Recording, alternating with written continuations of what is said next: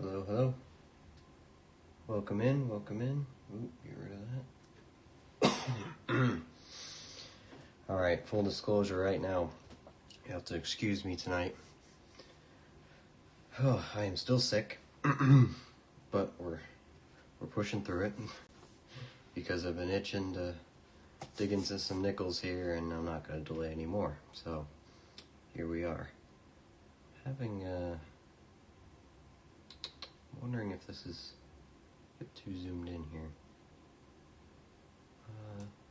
Hold on one second. I'm going to play with this just a little bit.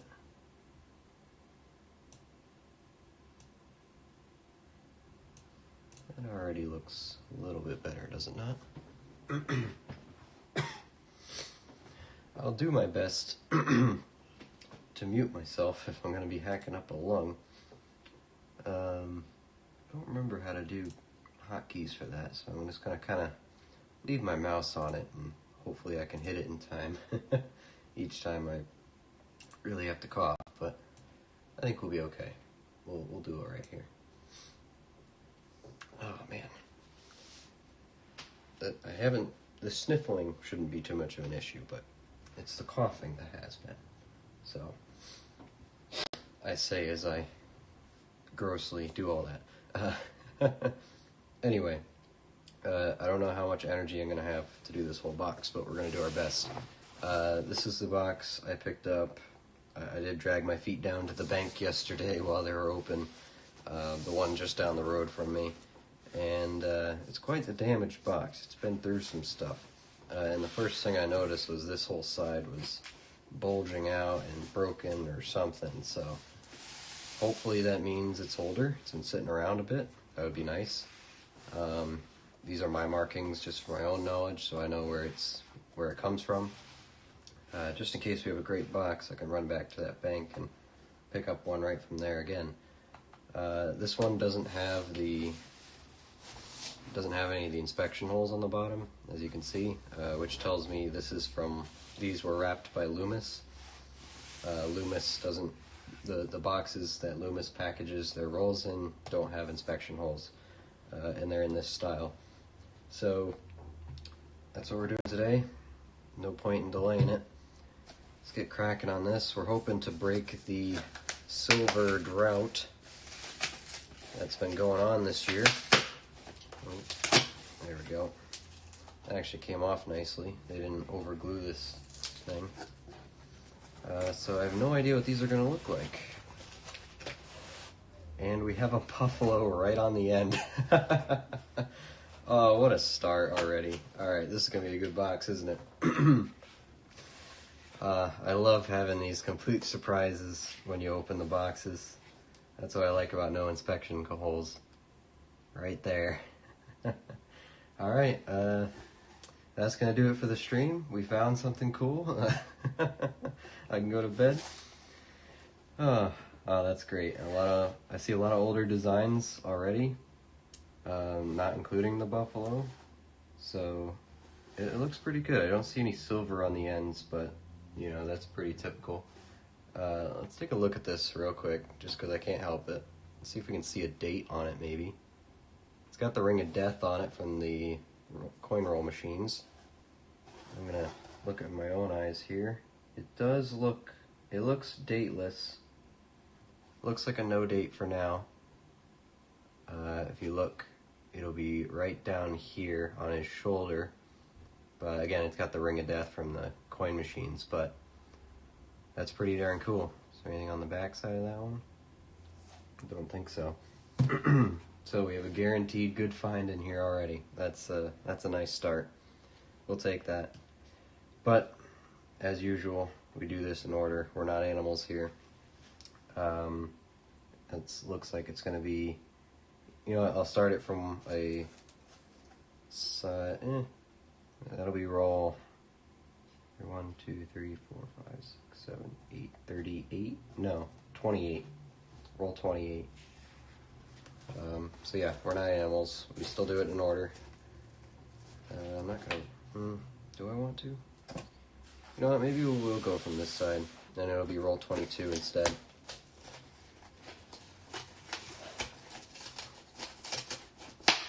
I have to rip a part of these off every time because it takes up too much space on the desk. Come on. Alright, there we go. Set this to the side. Always nice to see that. Alright. Roll number 1. Here we go. And this is what I was talking about. Rolled by Loomis. Just different company. I've had mixed results about Loomis, but recently they actually haven't been doing too bad for me, so I'm intrigued, see if they'll start making up for themselves. It's nice to know we're not going to have a skunk box here, though. We have a guaranteed find. I think that's just dirty. I don't think that's silver. It's kind of beat up, too. So, but let's see what kind of surprises this box has in store for us. I picked up a box of dimes and a box of quarters. They're all machine coin rolled. There's absolutely nothing of interest in the boxes. Next time I'm going to be picky. Maybe it's just different in Canada because around here it doesn't matter. Machine wrapped or customer wrapped, it just doesn't matter. Your results are going to be mixed pretty much. It's not going to. It's going to have little to no effect on your hunt results. I am wondering if.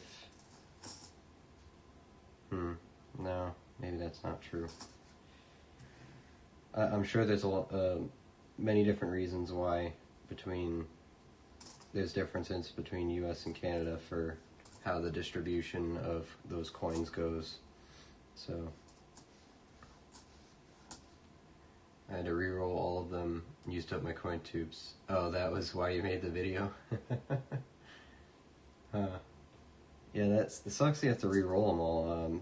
I'm thankful that my banks have coin machines. I can just dump them all loose back in. I'm sure it doesn't take too long to roll them all back up, but at least once you get used to it. But in my case, it does look very green, but it's not silver. I'm sure it doesn't take too long once you get the hang of it, but in my case, I have the luxury of not having to do that, so I'm not going to.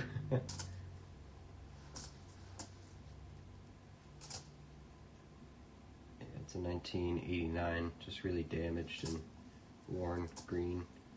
Here's the first find, though. We have a 1959 Denver. Very common 59. That's the one we had the most of, I think.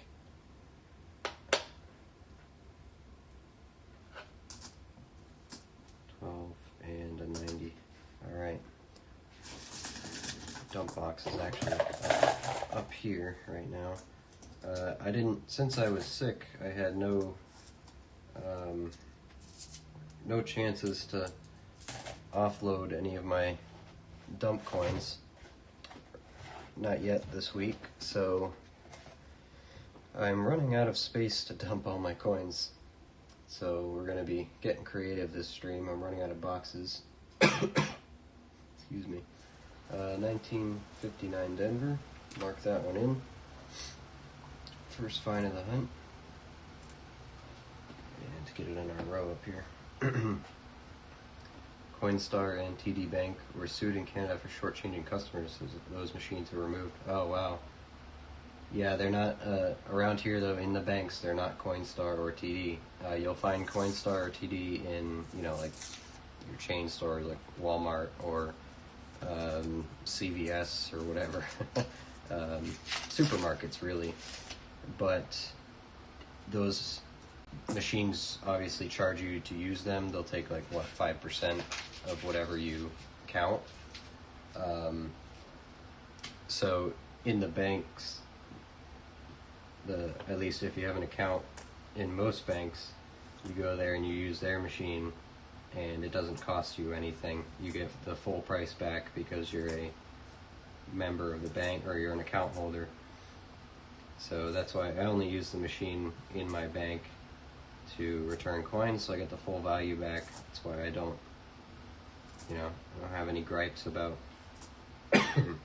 bringing change back loose. Look how chewed this one up is. That one had a fun adventure, huh? But yeah, Coinstar sucks. Moral of the story there. I do always check when I'm at Walmart or I go to the supermarket. I will quickly check the rejected coin pocket on those, just to see if anyone didn't bother to take any of the coins out. If they don't know what they have, sometimes. So I'll take a peek, see if there's anything good in there, see if they left a V-nickel or something. Or a $50 coin, something like that. You never know when you'll get lucky. 62.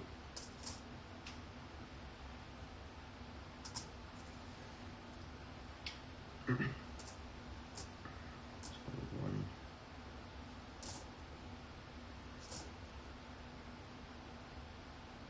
69 Denver. I think this is another one of those NRA coins. This one has punched gun rights on it. Was it a nickel we had I think it was a nickel that was punched NRA on it. Oh yeah, I have it here still. So we found the sister to that one. It's pretty neat. This is a 2023 as well. No, that was a 64. This is a 23. Completing the set. The machines are not counting the coins correctly in the bank. People were losing about 10%. It wasn't a service charge, or just ripped off. Oh, okay. I wouldn't be surprised if that's common practice for Coinstar. I mean, you use one of their machines once and you think, this is, you think as you use it, like, this just feels like it's scummy, or feels like it's not quite getting me what I deserve, or what I brought.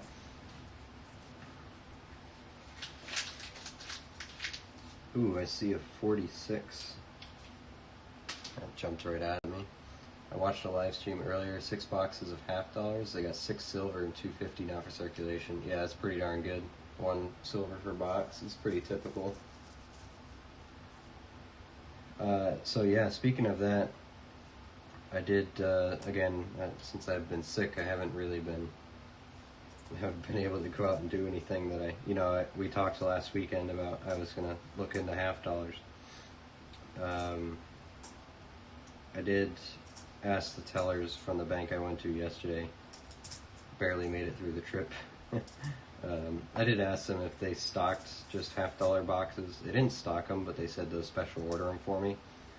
One thing that the teller did say that was actually very interesting to hear is she said, hey, if you're interested, I have way more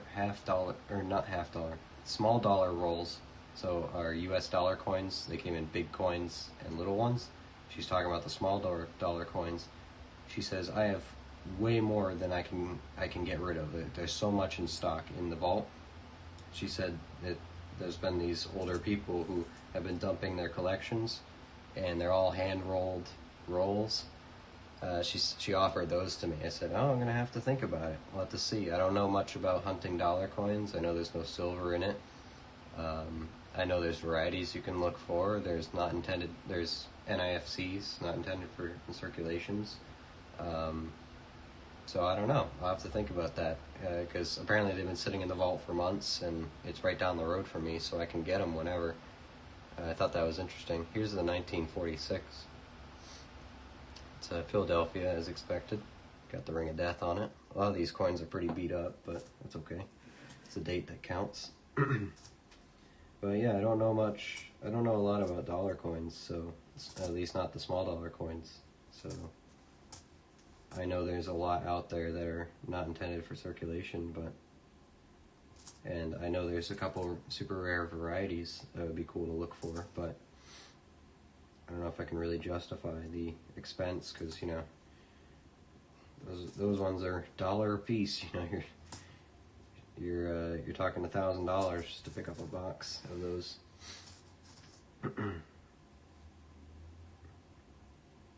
This 86 looked really nice for a second.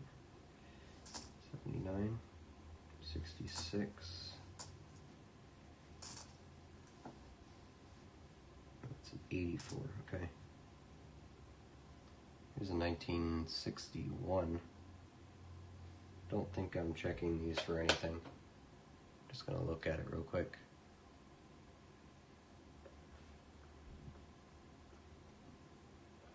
I don't remember if there's anything to look for on these. I know the 63 has a triple die, but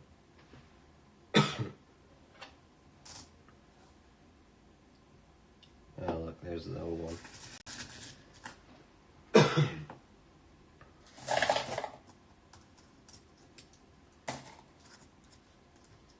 We have dollar coins too. I don't find them interesting. Yeah, there's so few varieties, and they make so many of them. None of them are silver. I mean, it just doesn't feel like it's worth the money. The only thing that interested me is that she said it was older folks who were dumping their collections, and they're all hand rolled. So that made me a bit more interested. So they're most likely all Susan B. Anthony dollars or older. So I mean, that's kind of cool. There's some pretty good Susan B. Anthony varieties, as opposed to the Sacagawea dollars. But anyway, 2001, first one of those here. One of those, and we have the 1946. There it is, 46, Philadelphia. First 40s find. 46, Philly, very common. But it's Phillies.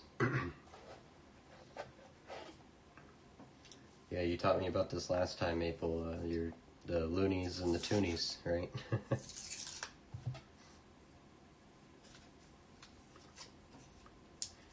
I might do that. It's a good idea. I might grab a couple of them. This particular bank, though, they're completely closed on weekends. They don't even open for like half days on the weekends, like other banks. Usually they'll be open, you know, at least until noon, or especially on Sundays, it should be open for a couple hours. But this one in particular doesn't open at all on the weekends, so I'll have to go back Monday or sometime next week. I'll grab a couple of them and ask them, like, hey, are the rest pretty much like this? If they say yes, we'll take a sample, you know, just to see what we can expect. That might not be a bad idea. Another 62. Wouldn't be a bad way to dip your feet in the water for dollar coins either, because they make so many of them that odds are if you buy a box, most of them are going to be, if you buy a box from a bank normally, most of them are going to be brand new or uncirculated. They're all going to be the same type, you know.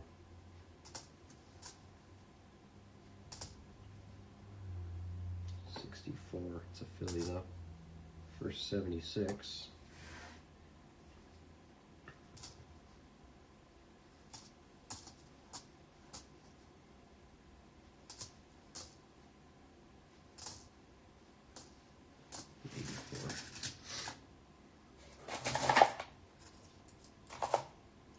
But I am going to be getting that $50 box. I just have to get it ordered in from the bigger bank that I do business with, because no one just stocks them. They have to special order them. It's not common change for businesses, so they won't be around.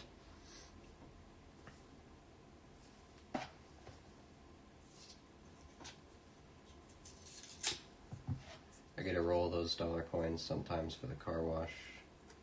I look at all them first. Never seen anything worth saving. Yeah. It's more of a, I think you can find a lot more interesting things for a lot cheaper in nickels and other denominations of coin. As a kid, I always got them from vending machines. Surprisingly enough, they would always stock dollar coins for change. So I would find every excuse I could to just put in $20 bill and get back $18 coins. Here's a 1970 San Francisco, right there. I liked them as a kid. I still do like them. I actually do have two. I think I have two rolls. 2 rolls of dollar coins in my safe. Haven't opened them. They were actually a gift. It was a birthday gift from my grandparents a couple of years ago. At this point, I think I just never opened it. The enders looked like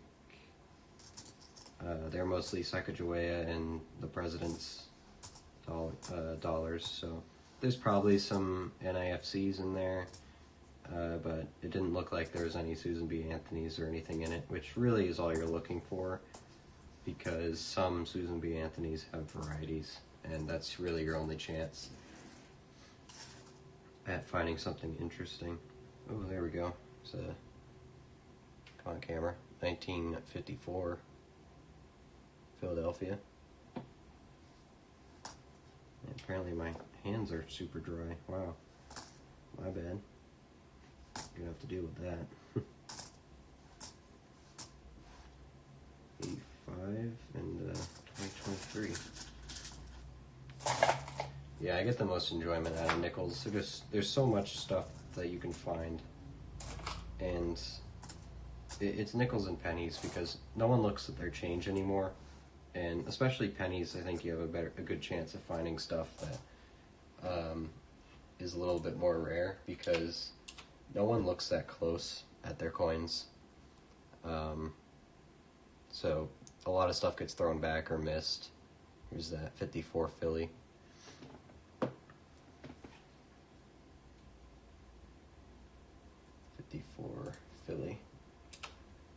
And let's not forget the 1970 San Francisco. Get a San Francisco pile going there. 70S.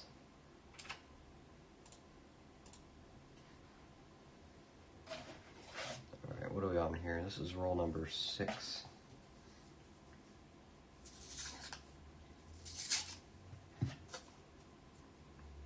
There we go.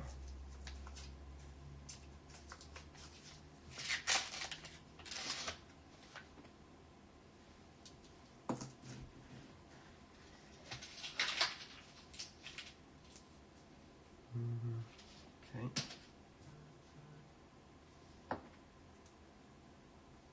Oh, one. Another one. There's another oldie. It's a 1946 again. It's probably a Philadelphia. Yep. It's really beat up. But it's a 46. Take that.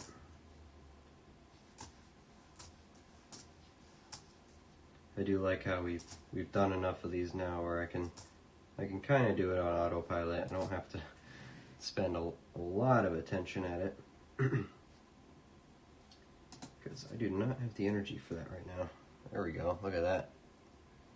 It's a 1941. Getting all the 40s today. It's a San Francisco, it looks like. There we go. 41S. That's not bad. I don't think it's particularly difficult to find. We found 2 this year already. Not particularly rare, but 41S is, I think it's a better date actually. I'm just going to check. Actually have the book open to it anyway. Not really. 41S, 43.4 million. But it does have the, what was that? A large and small mint mark. I think that's a large S. Yeah, I think it's a large S. But 41's good. 41 and a 46 out of this roll so far. It's a nice 75.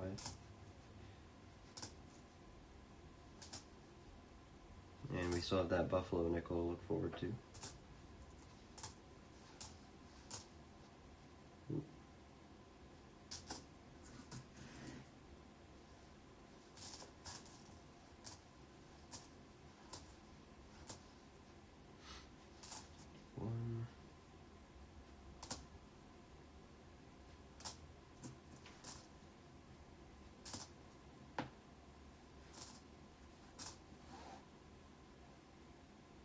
63. You can check that one.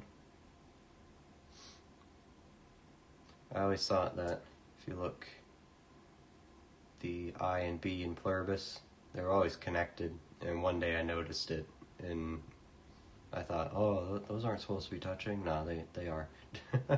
They do that. But it doesn't look like there's any tripling going on here. Good strike on America back here, though.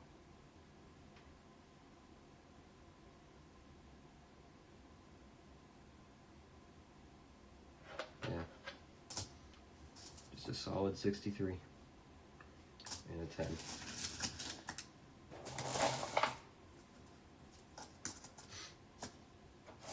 Alright. Not a bad hole out of that one. Got four 2001s. It's up to 9 already. The 1946 Philadelphia. Go with our other one. It's up to 2.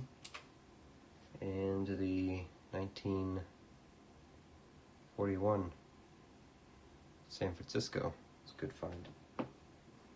Leave that one down here since it's an S. 41S. We found more 41S's than 41 Denvers at this point.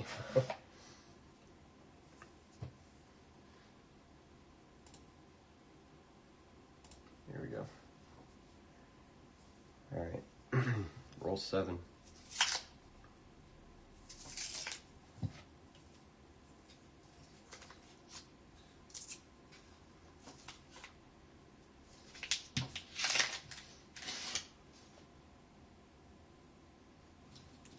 Something dirty in here. I don't think it's silver.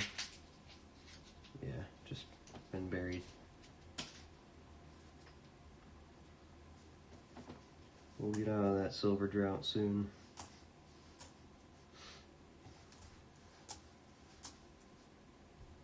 Oh, 1.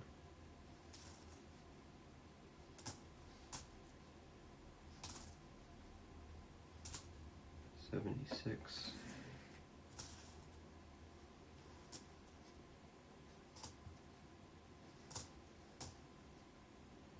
So 2,000.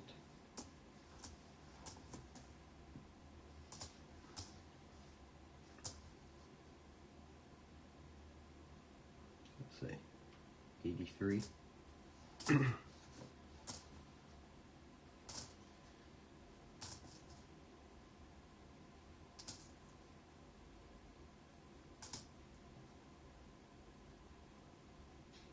Pretty nice 64. It might be a. Is it? It's possible that might be an upgrade actually. It does look nice. We'll check it. It's a 64 Philly.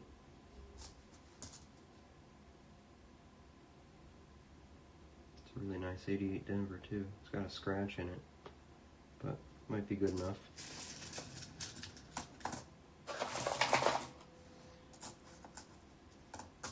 Just because of the luster it has. 76 and 01 out of that one.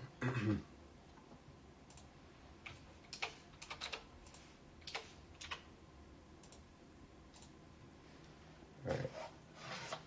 Roll 8.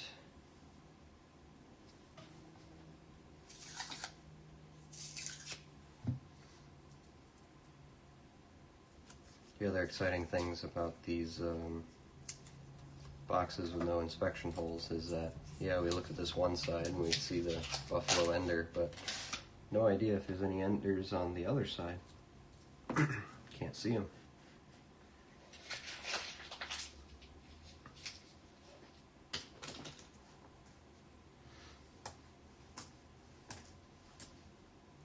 So 08.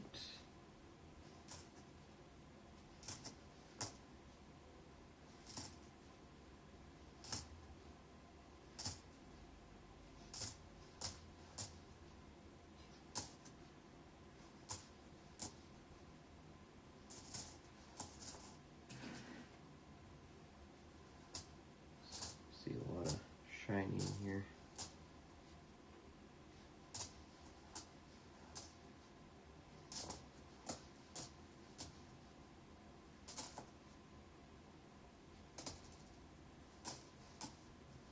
To 64. It's Philadelphia. Haven't seen a Denver in a little bit. 3. Nothing in that one.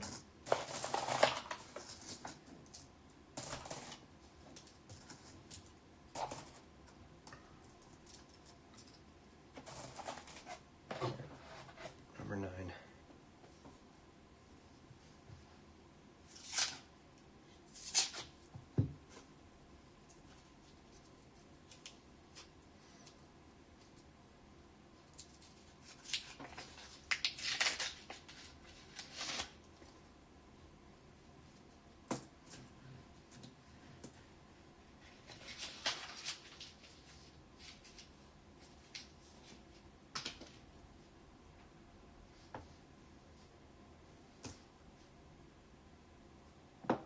$76.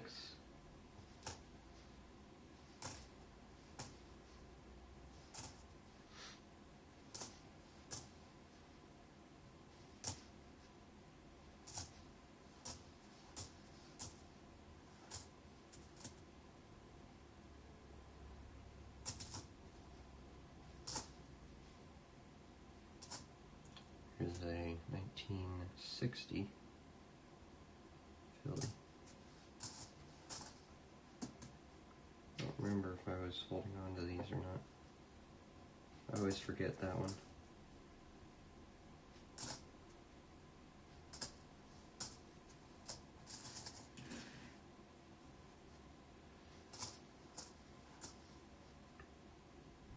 It's a pretty nice 62. Might be a book upgrade. Keep a pile there.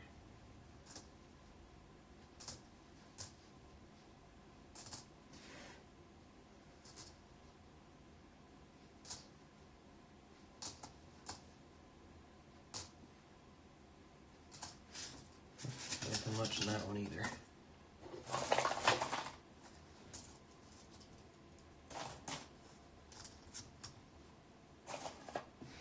What do we get? 1960. I'll just put over here. 76.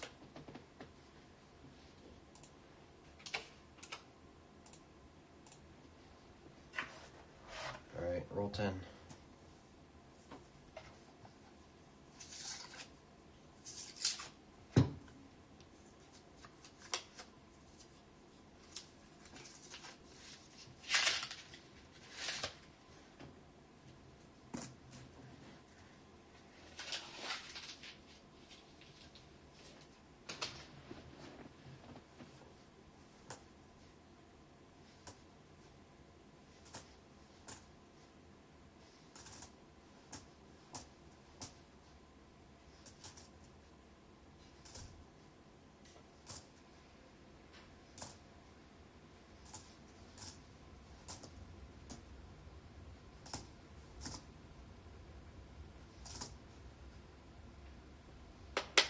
Peace nickel.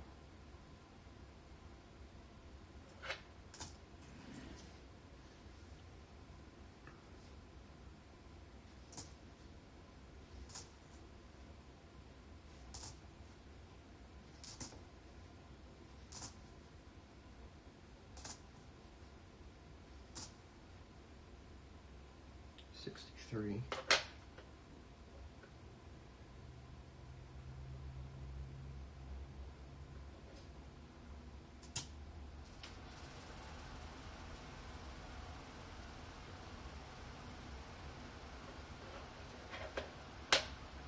Don't see any tripling there. Nothing there. Be back in a little while, have some things to do. What roll is the Buffalo nickel? 10. Roll 23. So we're on roll 10 here. 23. That's when you come back. 64 Denver.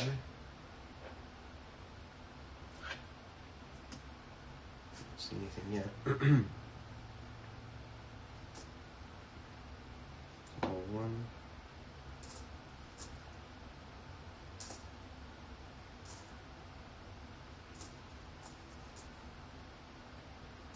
fast. Yeah, I'll see you in a bit. 2001. What was the fine there? 11. Alright, that was roll 10. Here we are, on to roll 11.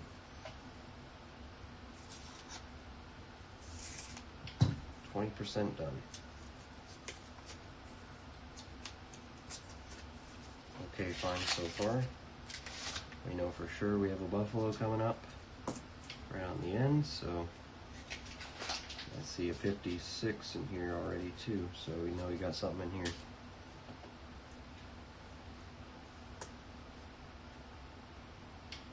It's pretty nice 87. Shame it's all worn down for some reason. It's very nice other than that.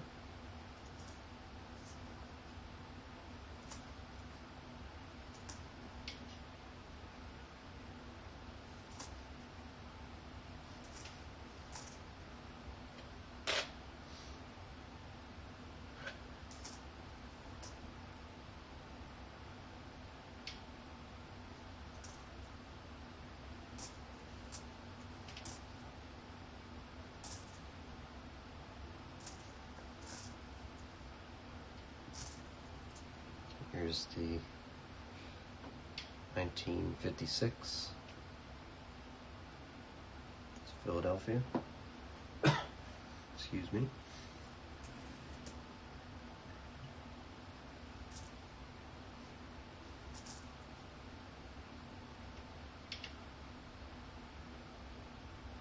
Another nice 64 Philly.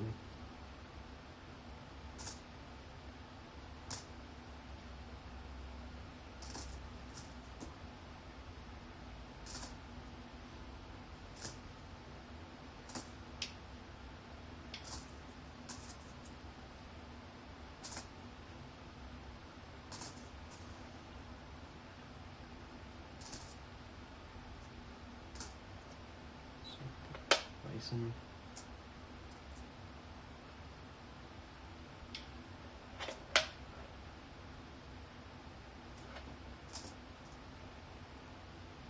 '76 and nothing else.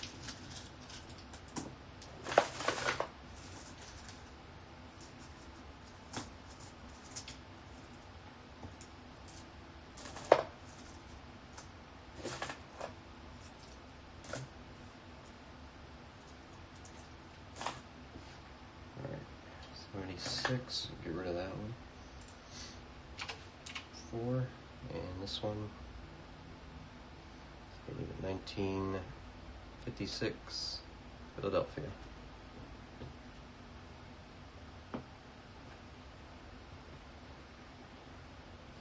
D6, Philly. Mark 1 for the scoreboard. Alright, roll 12.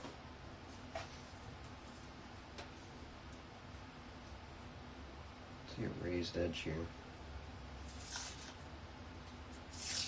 Yeah, something's bigger or dirty or something. Let's see what that is.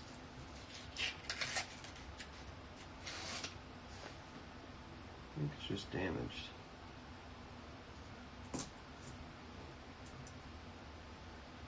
Ooh, it's old. I can see the date. I don't know if you can. It's old.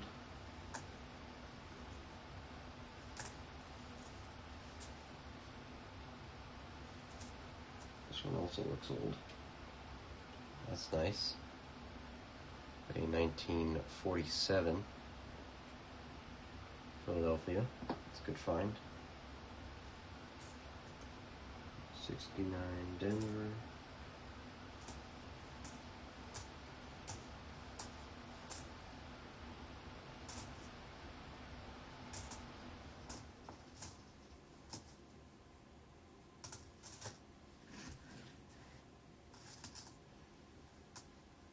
Alright, here it is.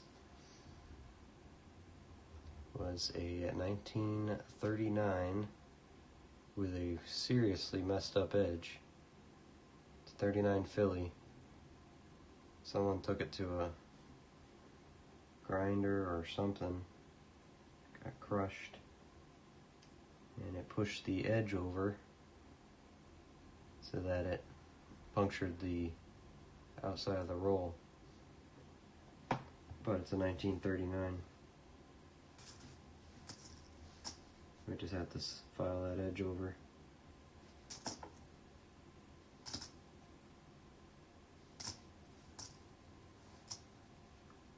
It's another 63. Check that one. Squished.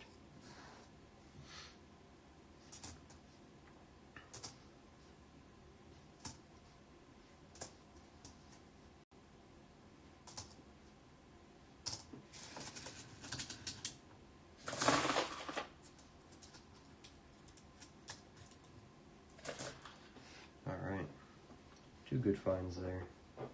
The 1939 camera, 39 Philadelphia, really messed up. 39 Philly, another one of those, and the other oldie, 1947 Philadelphia as well. 47 Philly. Alright, roll 13.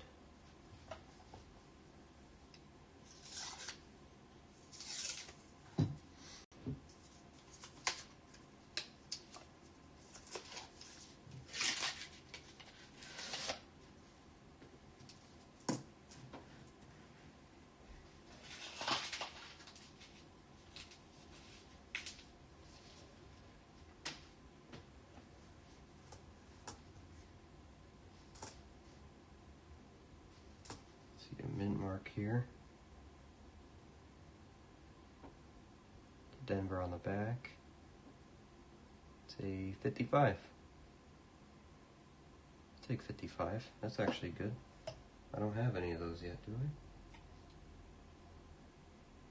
I? Oh, I do have 55 Denver. I don't have a 55 Philly. Oh, that's still good. A little bit harder to find still.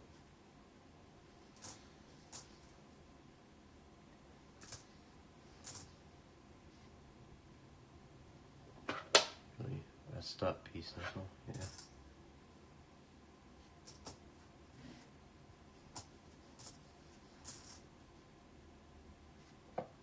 '76.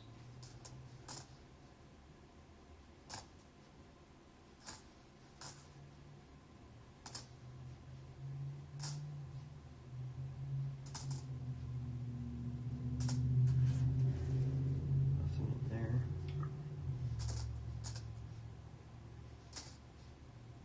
Here's a bison. Look at that one. Looking for a spear through him. This one doesn't have one. No doubling on Liberty. It's no one.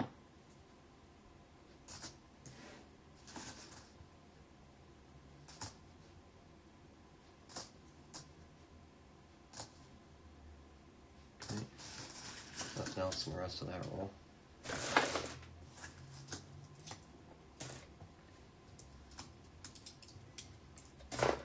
Means we're going to go to roll 14 here. 76, no one. Count those real quick. 5 and 12. And then the thing we did find, 1955, Denver. That one's not bad. Don't find a lot of 55s. 55 Denver. We're still looking for that 55 Philly for the year. But I'll take the one Denver for now.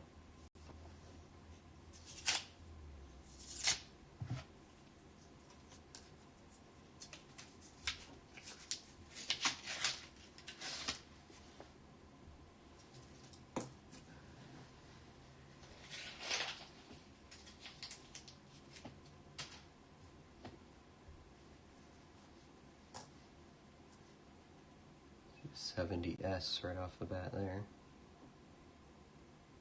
70 San Francisco.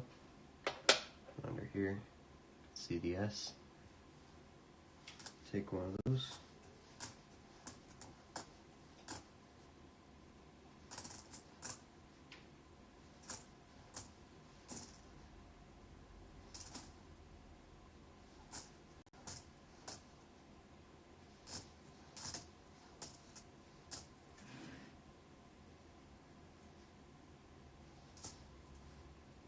Another 63. Check that one. Oh, it's really crushed. Okay. Not gonna be able to tell on that one. 64 Philly.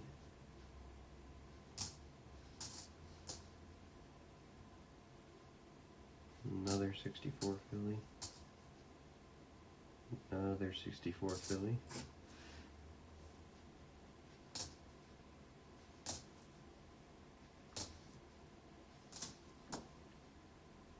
And 2000, another 8. Alright, don't want any of those.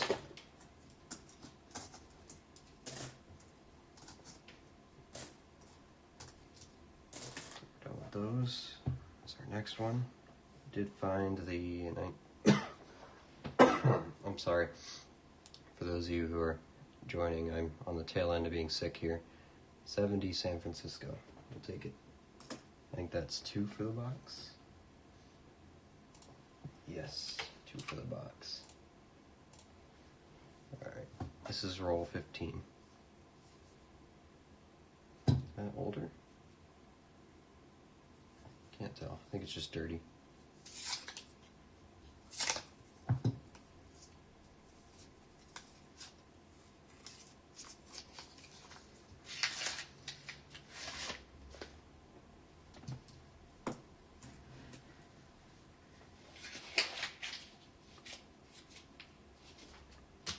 Not older, just dirty.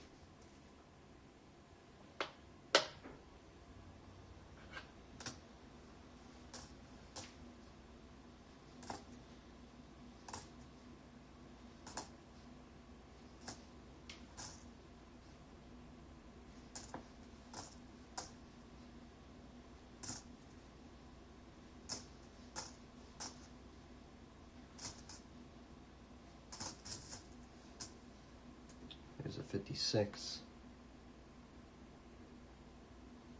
56. It's a Denver. Take a 56 Denver.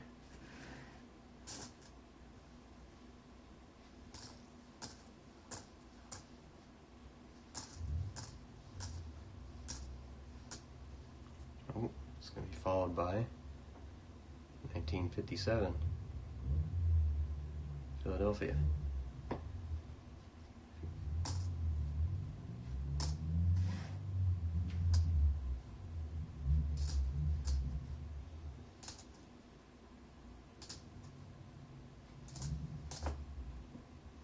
And 02.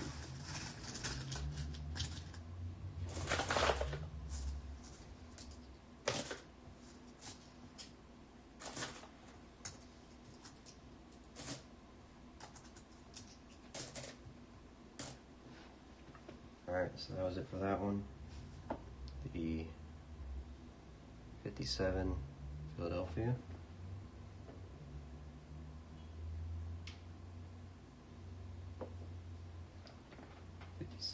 Philly, and the 56 Denver. 56 Denver. All right. Roll number 16.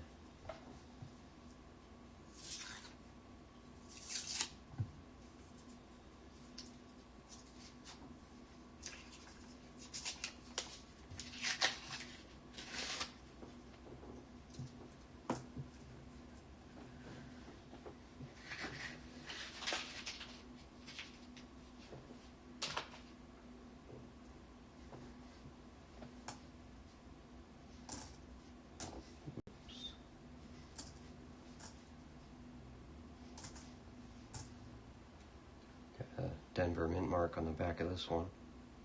So we know it's older at least. 56. Another 56 Denver. Take that.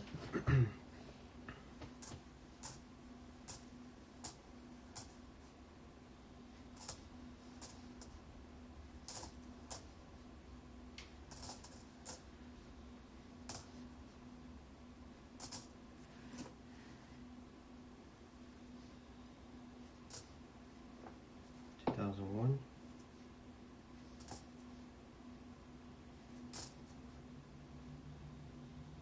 There's another 1970s.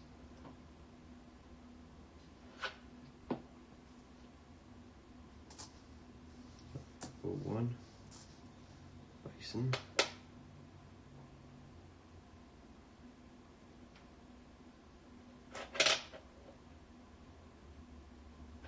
No spear, no double.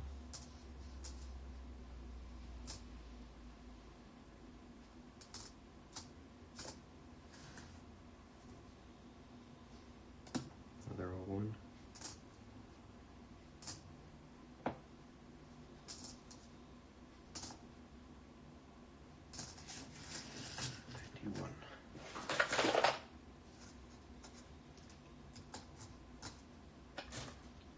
Alright. 3 2001s. 15. Hit another 1970s.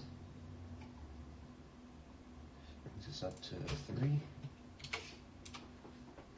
And the 1956 Denver. Second one.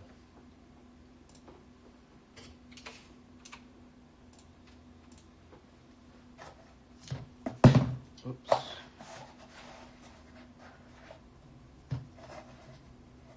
Alright. This is roll 17.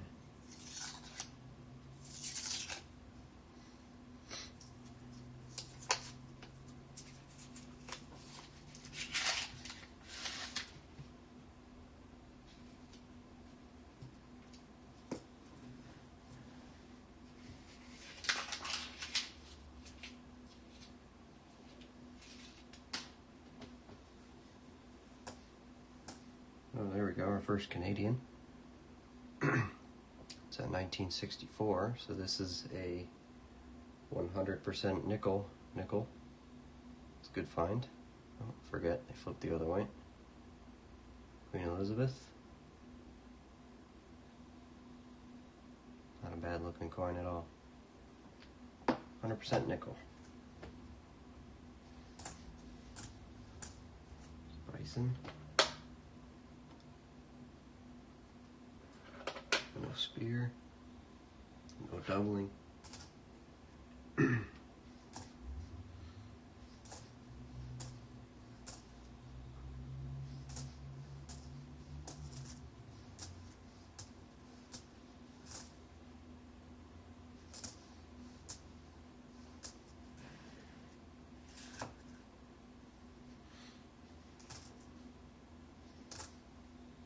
'76.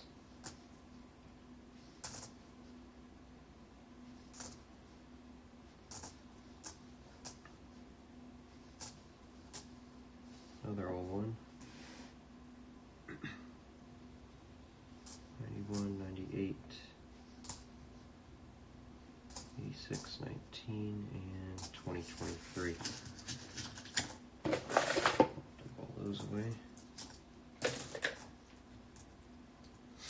Look for the extra waterline on the 1964. Oh, yeah. I actually I do know about that. I don't think this is it. It comes up just below the G, right?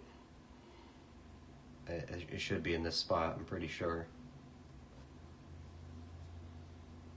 I'll let you tell me, but I'm pretty sure this is the normal one. Pretty sure it's supposed to almost touch the K and the G, right? 76 and an 01. 16 and 6.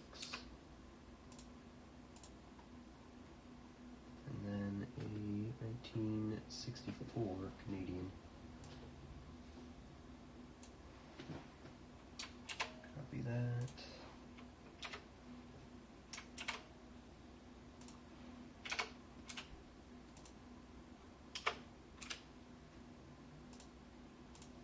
Save that. Yeah, it goes right up to the G. Yep, so not this one. But it's our first 1964 we've ever found, so we'll look out for them in the future for sure. That one I did know about. Or at least I knew what you were talking about. I didn't know to look for it, but I knew it existed. Did not know it was a 64. Alright, this is roll 18.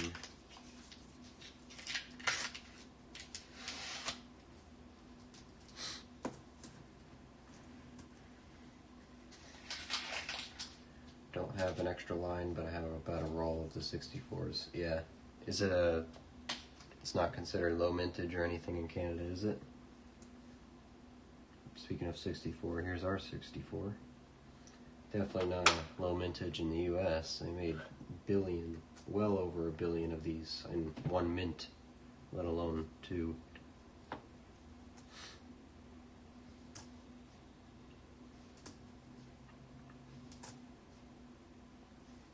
I actually think it's the first American nickel to ever be minted over a billion times in 1 year. It's a 64 Denver as well.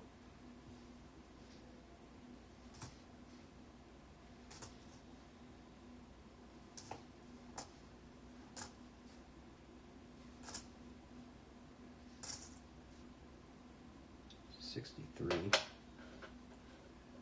Check that for something else. Oh, not that one.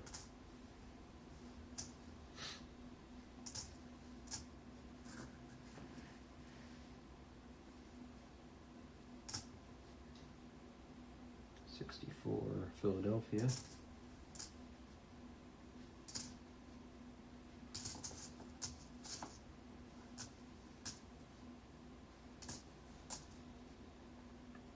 Another 63.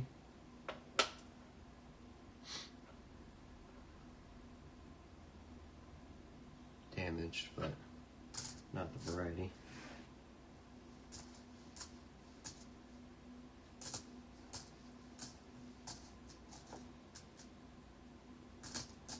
Denver.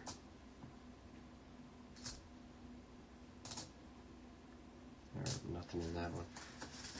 It's rare, excuse me, it's rare in Canada. It starts at $22 for very good. Just the normal 1964, really? Or are you talking about the variety one?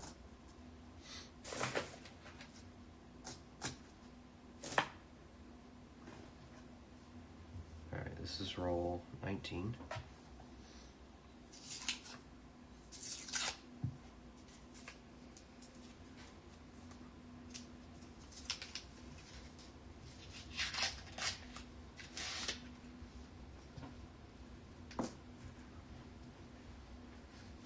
See a 1940 back here.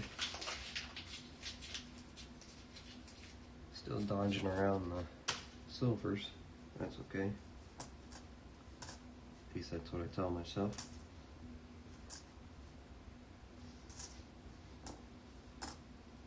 One.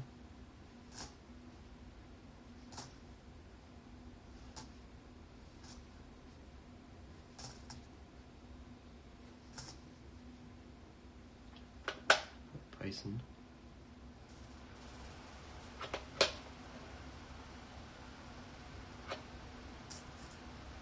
Oh, just the extra waterline variety. I think it's from, yeah, die wear, die cracks. It happens.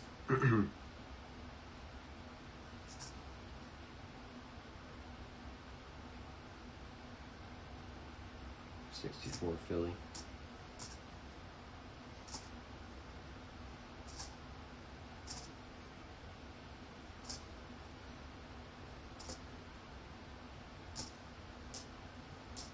Here's the 1940. 40 Philadelphia.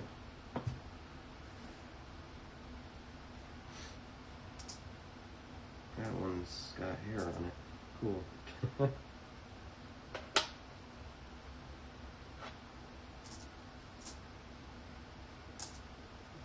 Old one.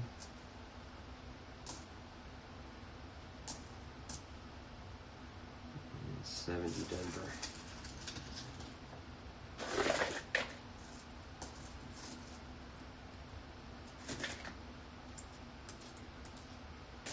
Alright, 201s and the 1940. 18 and 1940 Philly.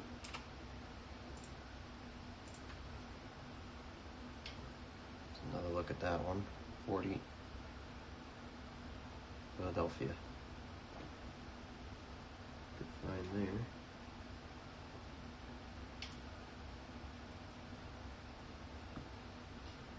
You know what?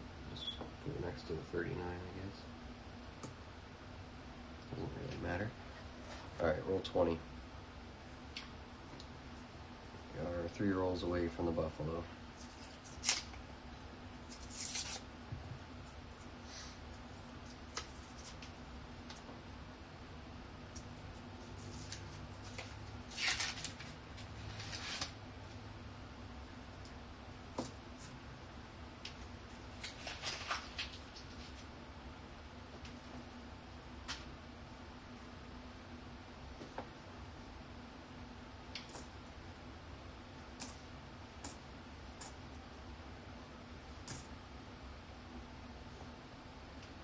That is a 64 Denver. I missed that. Oh, 1.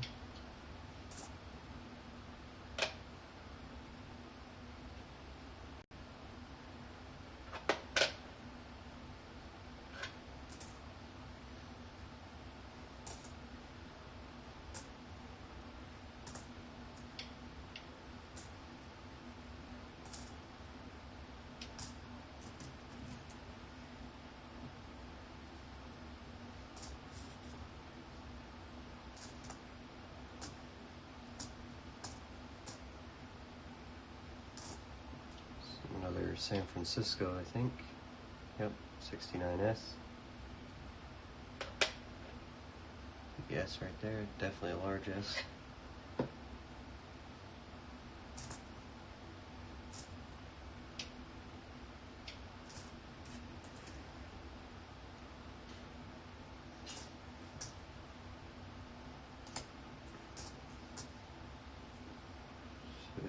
Denver, really nice 64. Philadelphia again. I know I have one in there, but compare it.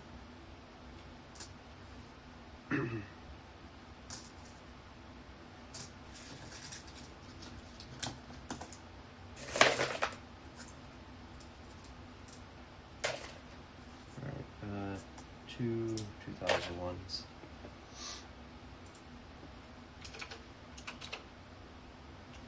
And a 69S.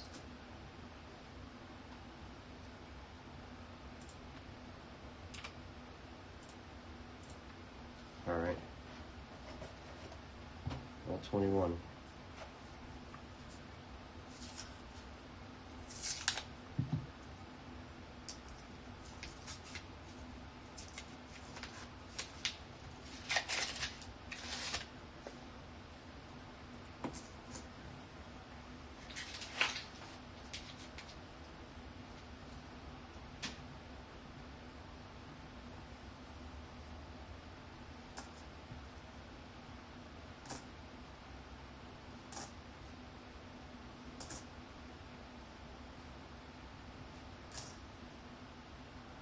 Oh, that was so nice, I didn't think it was old. 1958. Back looked really good. It's a nice 58 Philadelphia. Might just have to put it in the book.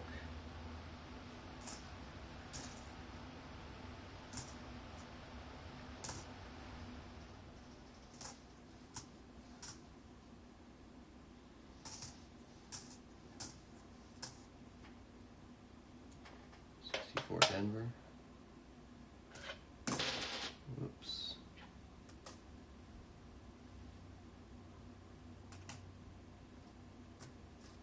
Here we go.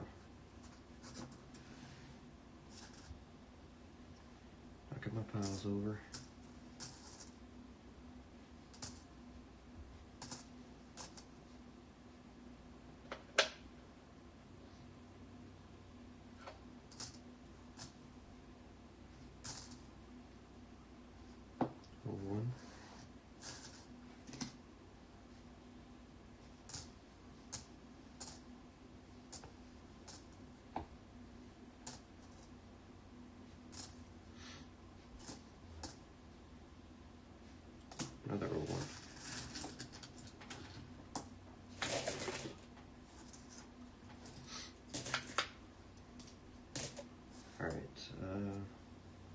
201s.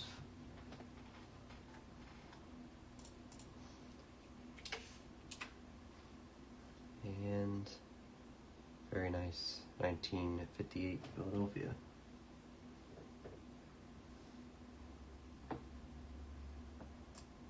Apparently I'm doing the 50 states backwards here, but oh well.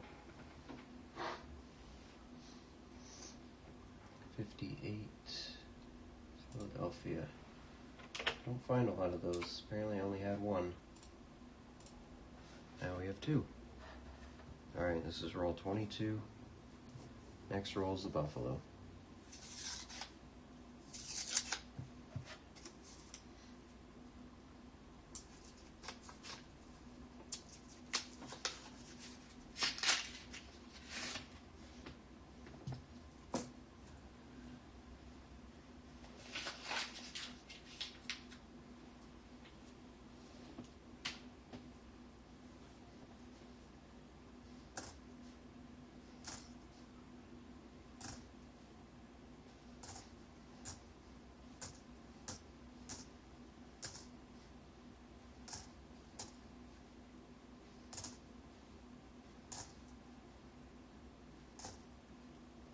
Another painted nickel.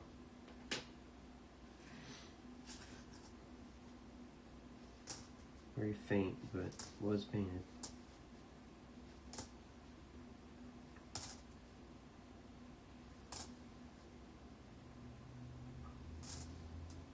Say 64, it's Philadelphia.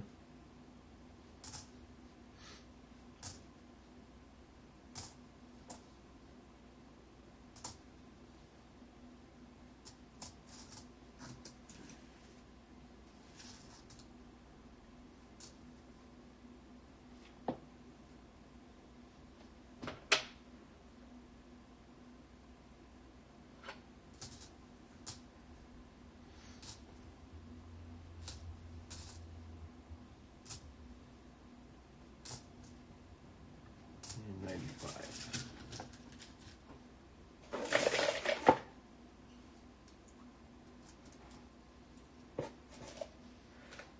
Alright, just 2001 in that one.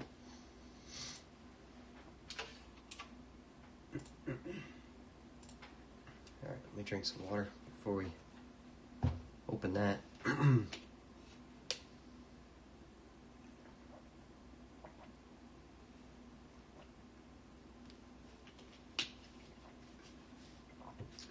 Okay.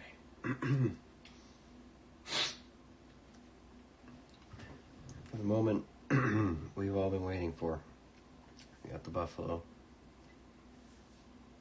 Can't tell a date on it right now. Looks like it's going to be on the end, so... Well, obviously, I mean, it's going to be the last one in the roll we look at.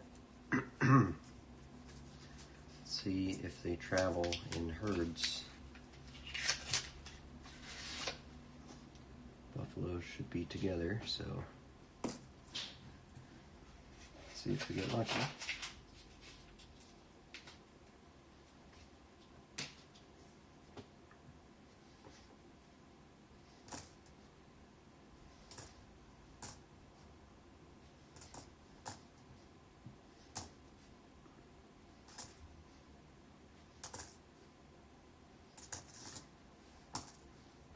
One.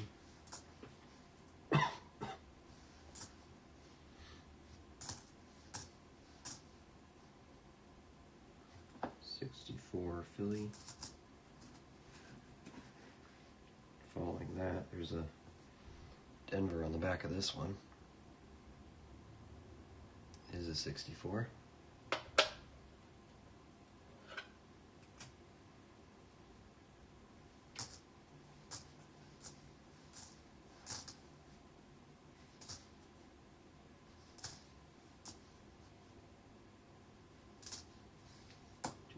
One.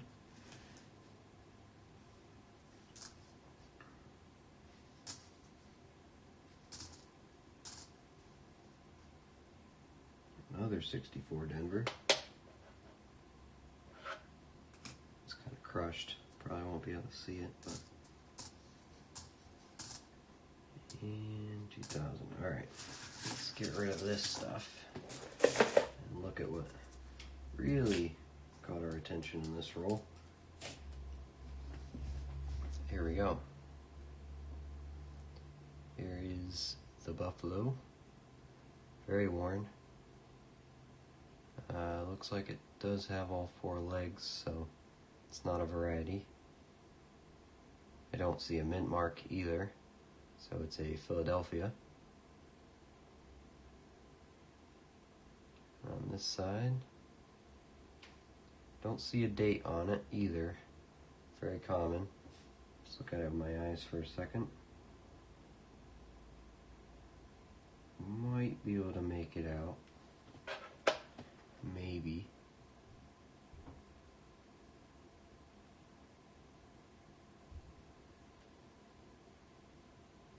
Sometimes if you get them at just the right angle, you can tell what year it is. I'm just gonna check that mint mark real quick. Nope. Alright, let me get my full screen up so I can see it better. I'll make it full screen for you too, why not? Well, full-ish screen. Yeah, let's see if we can find a date on this.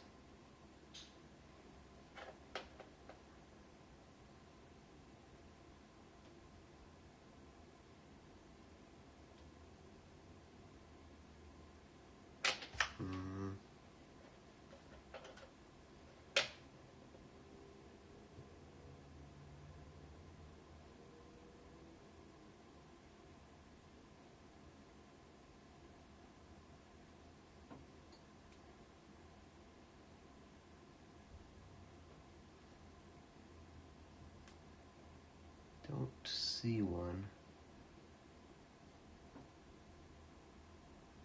And I can see the 9. It's 19. The last number might be an 8.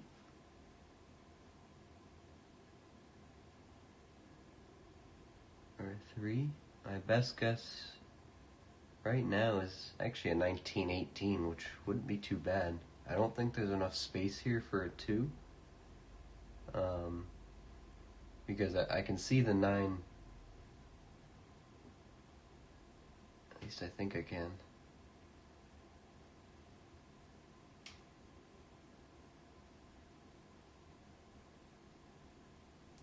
I'm pretty sure I can see the 9 fairly clearly.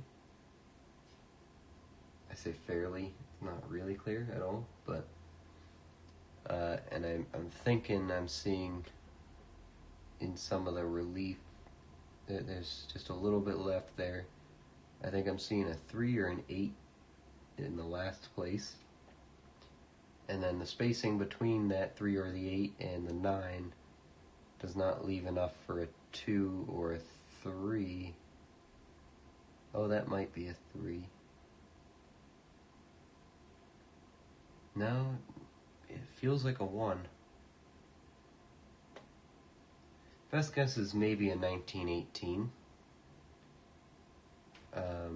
without Nicodate. But this is one that, yeah, you'll definitely need Nicodate to tell.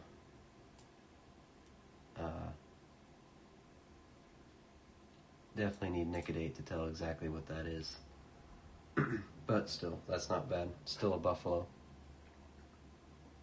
And if it is a 1918, that's really nice. There it is again. So we found something in this box. That's good. It's got a little bit of Ring of Death on it, being on the end, but what are you gonna do? It's a good find. Good find. We'll put 2 2001s away.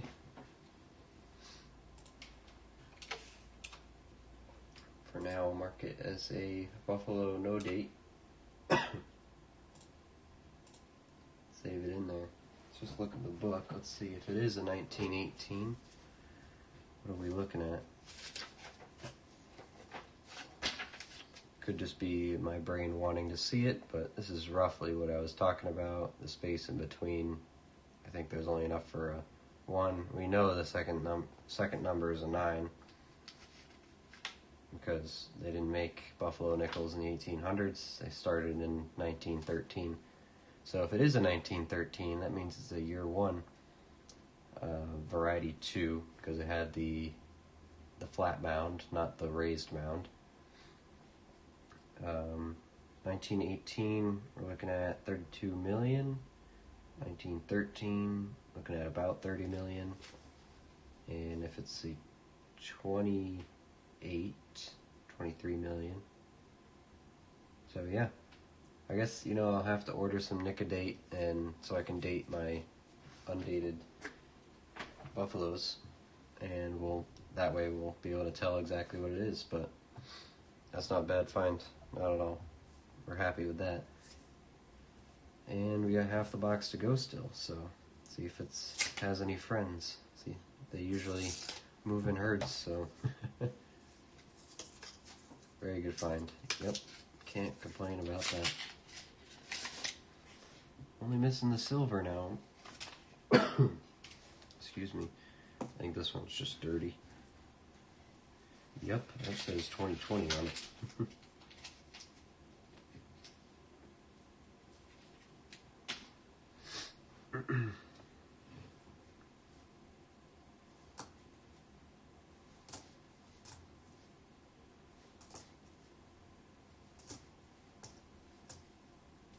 Denver mint mark here, 64.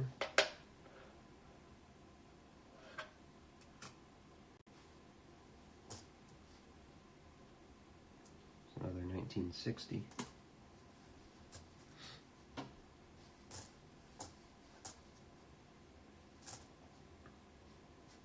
Full one.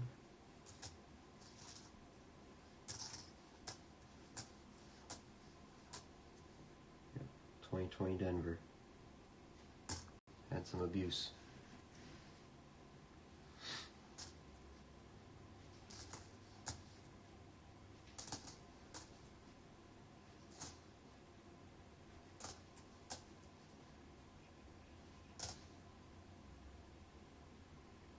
'76, '78.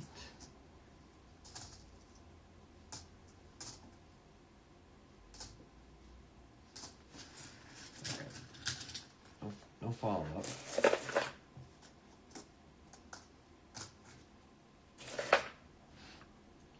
'76 and '01. One of each.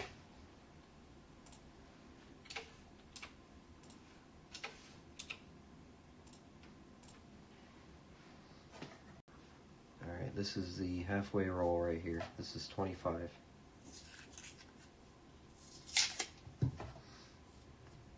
We're making good pace. Just over an hour in and already halfway done. It's good. That's how I like to do it. Especially not feeling great.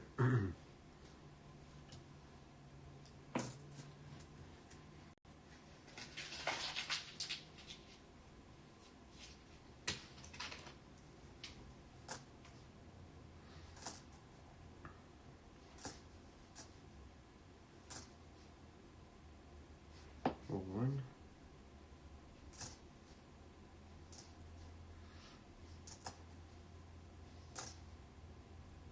76. Oops.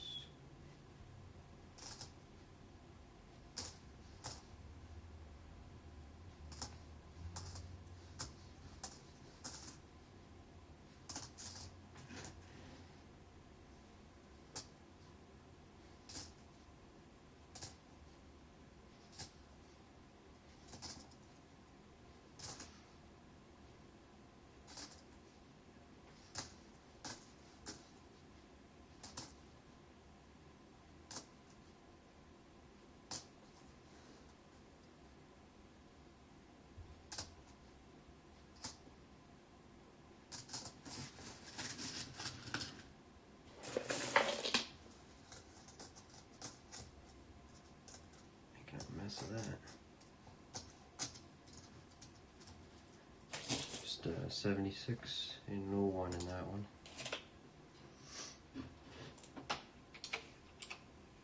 These move in herds together, but 26.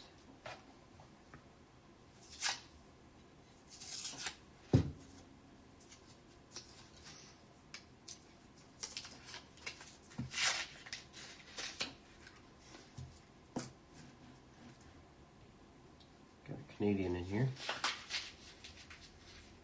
See the beads.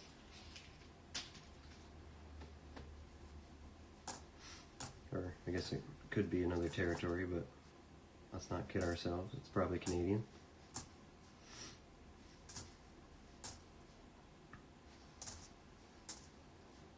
'64 Philly.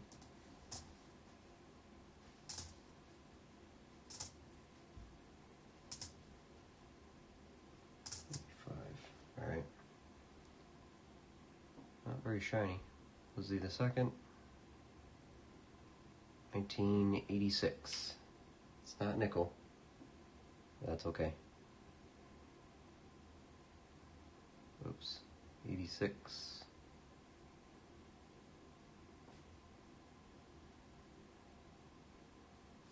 With the beaver on it.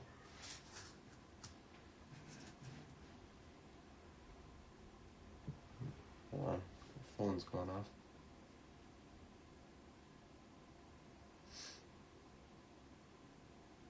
Okay.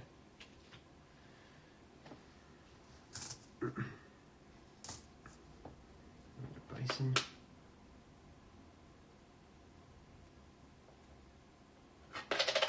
Ooh, 8.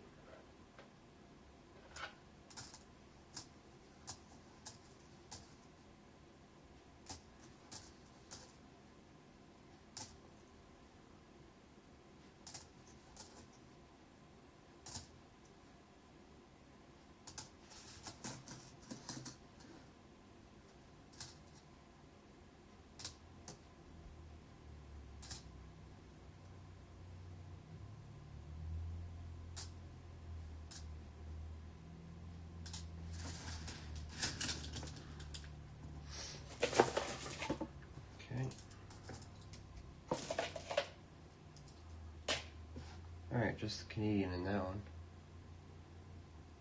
1986. I'll take it. Looks very dull next to the nickel one. I don't have an 86 yet. At least not this year.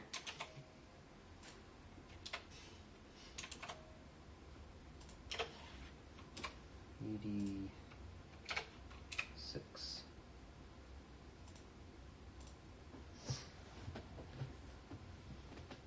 All right.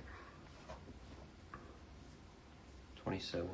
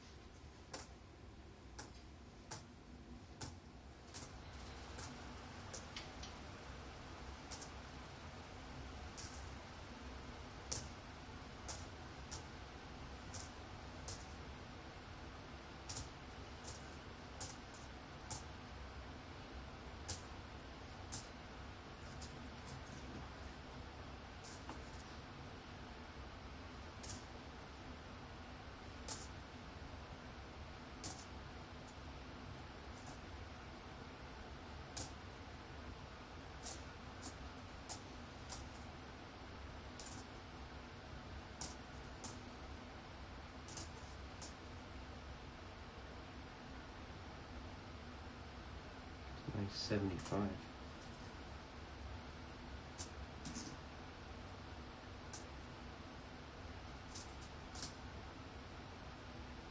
And 70S right on the end.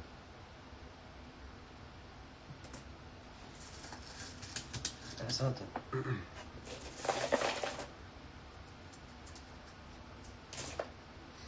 Spark 70S 4. Those are Cupro nickel and they don't hold up very well. Yeah, you can see the difference even between these two in just the finish. Looks very dull next to the 64.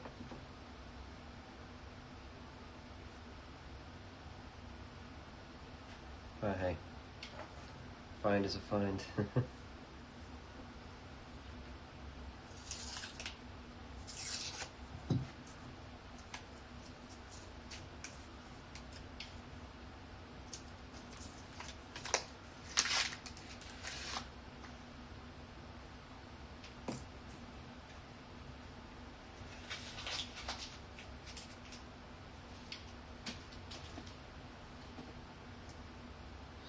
6.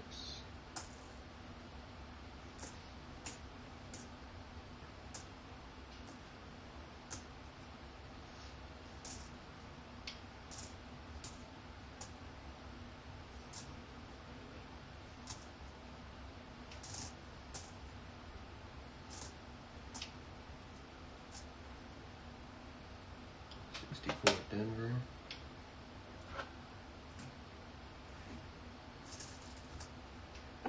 One. I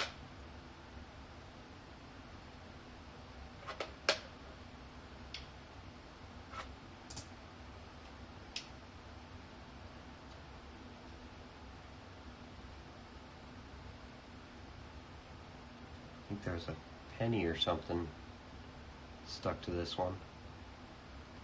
See the other coin imprinted on it.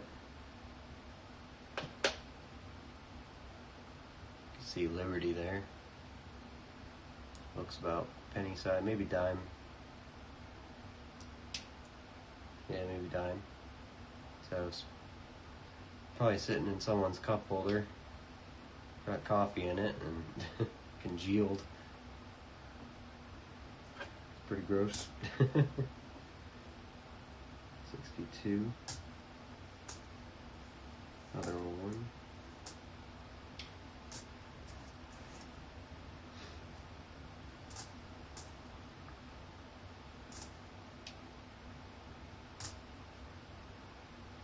Another bison.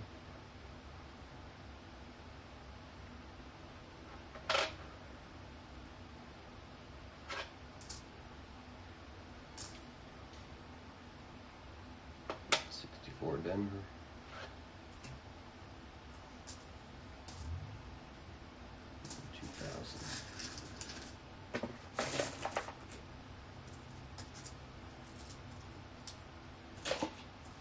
Alright, two 2001s.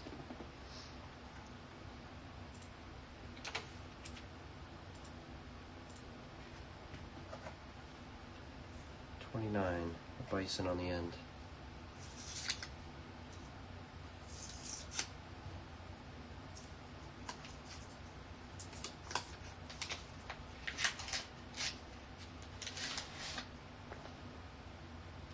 That's just dirty.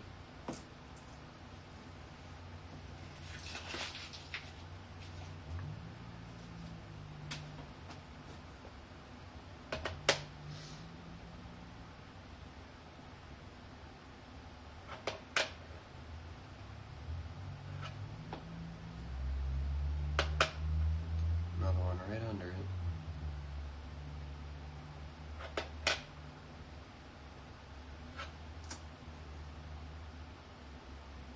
Got another gun rights one.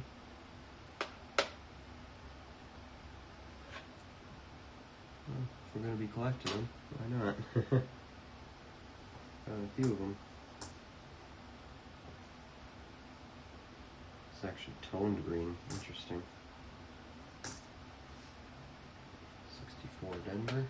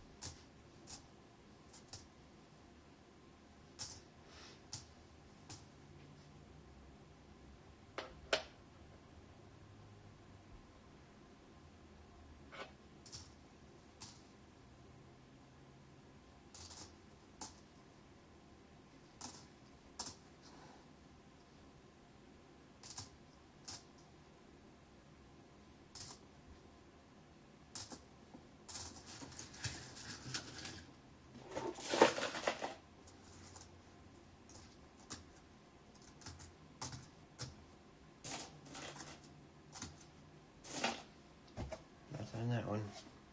Roll 30.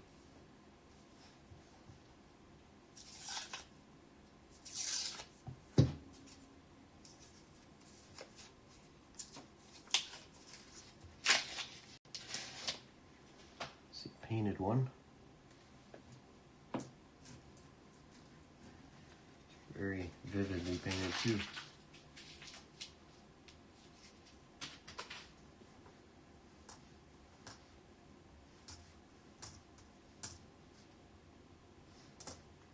'61 Denver.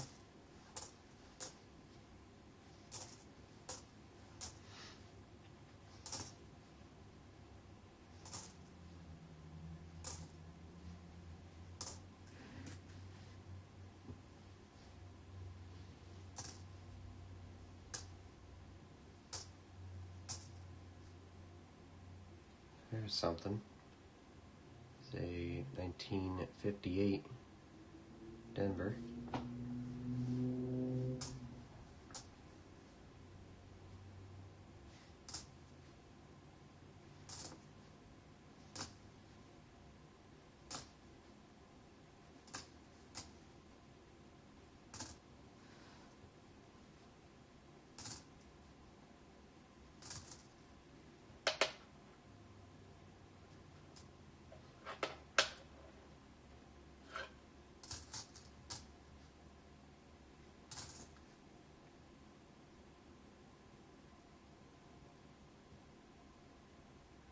Actually, I don't think that's painted. I think it's just...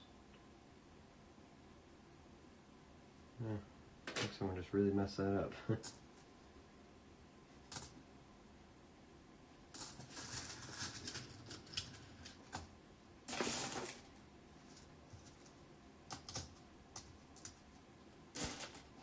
Alright, 1958 Denver. I think we pulled one of those out already. Oh no, we pulled the Philly out. It's our first Denver. Alright. 31.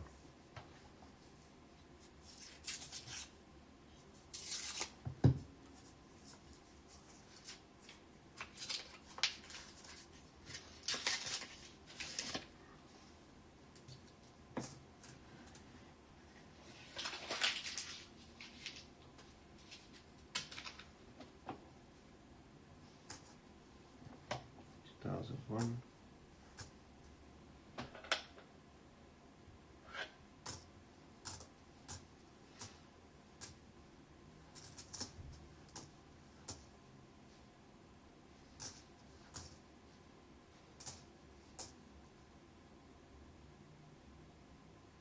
'64, but not going to be able to pull a mint mark on that one.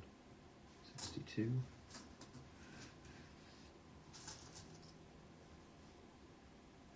'01.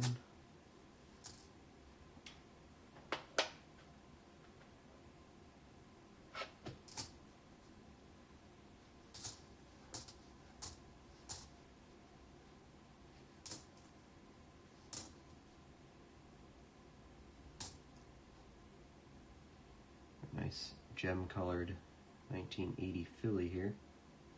It's pretty nice. Doesn't show well on the camera, but looks good from over here. 65.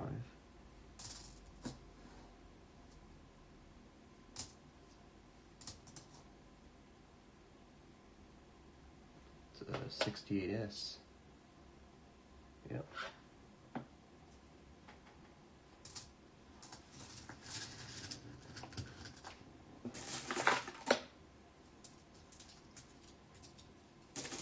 Alright, two 2001s.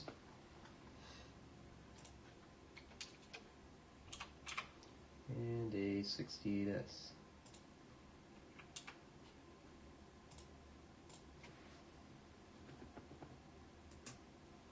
In the S pile.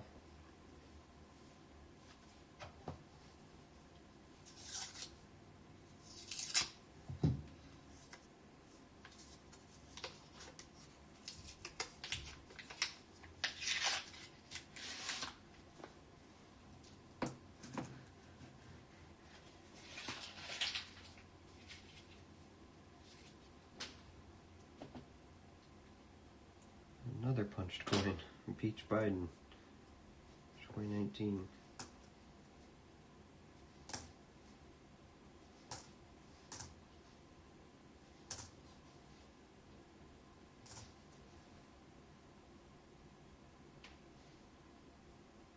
So 69 Denver. 01.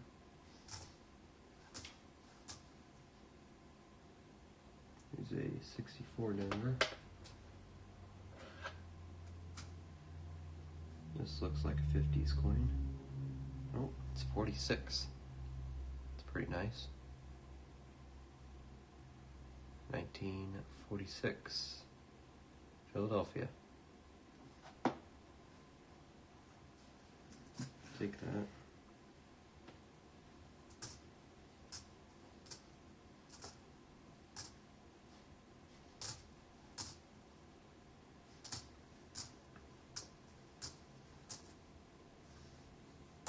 Roll one.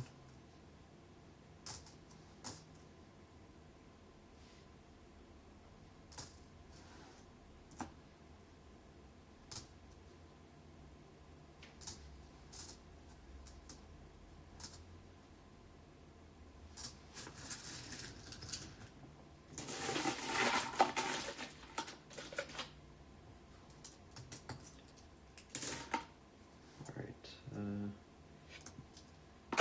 201s.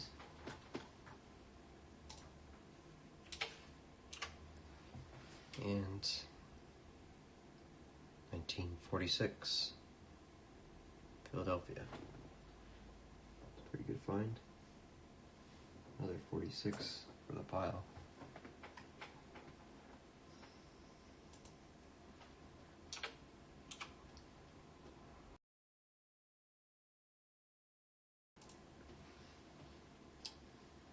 Did I save that? I think I did.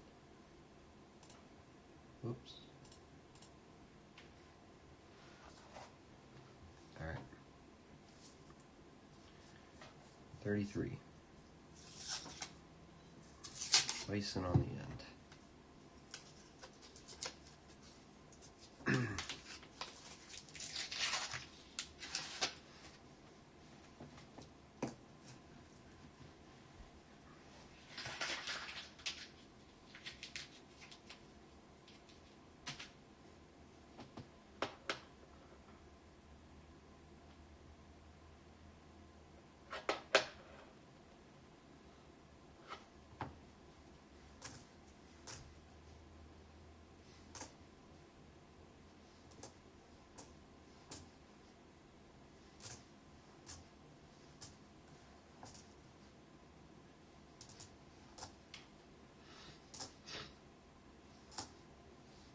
One.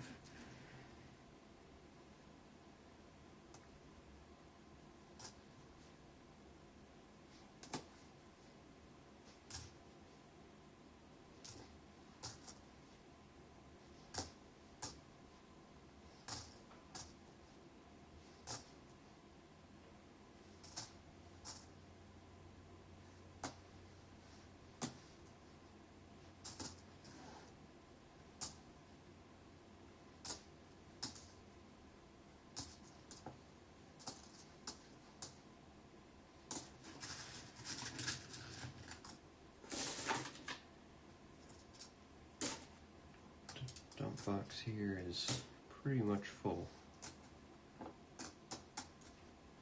401s in that.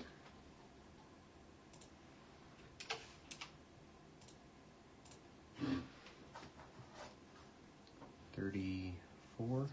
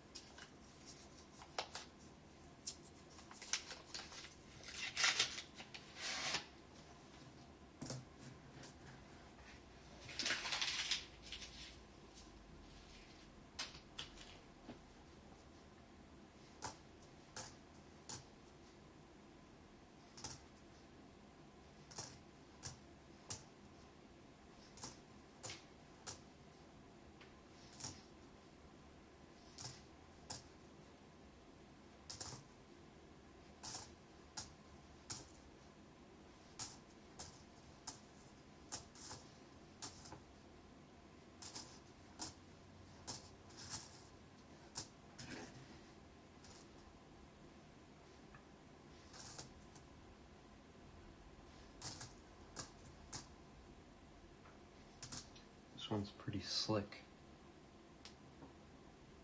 Artificial. Oh, it's 1941. Slick for a reason. Take that. Oh, there's another thing. Another find. Man, I'm tired. 1958. It's Denver. Back to back.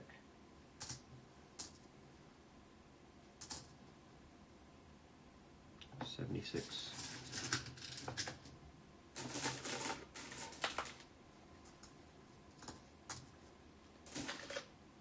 Alright, throw the 76 away. Count it first. And we have the 1958 Denver. Put that there. 58 Denver brings us to 2. And another 1941 Philadelphia. Oh, actually don't have one of these yet. Okay. Not from the box anyway. Lots of 41 Phillies normally. Yeah, that makes 13 for the year. Alright, before I keep going, I gotta sort out this dump box real quick.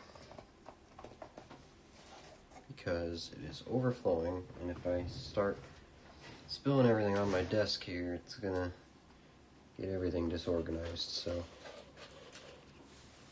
gonna try to slide it out of the way here. At least, so it's not in the way of anything for now. I can put this back where it was. And I got a Walmart bag I can put the rest in. Tote bag thing.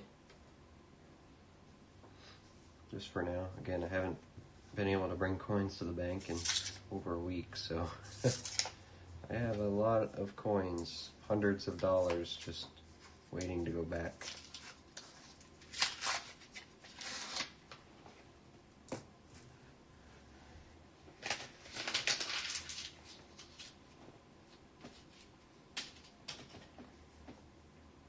I need to start getting some of my money back so I can get more boxes.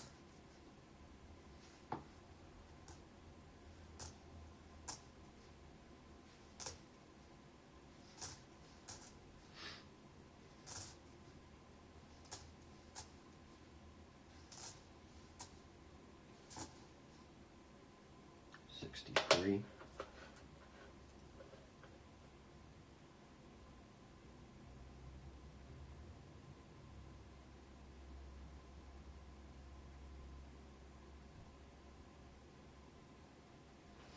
Don't think I see anything.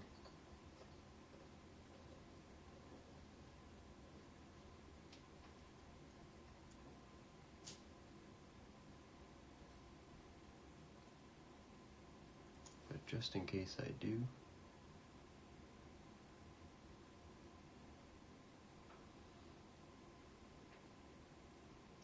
That is dieware. It's on multiple edges of the same letter. Yeah, just dieware. Got squish. Crushed down.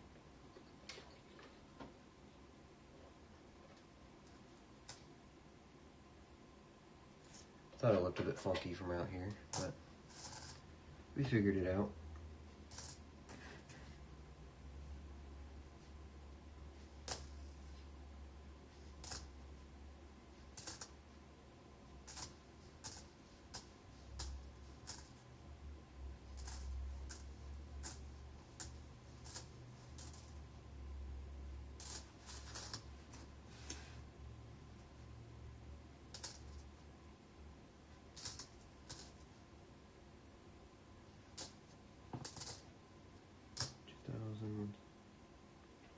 '74, and I saw this one on the bottom.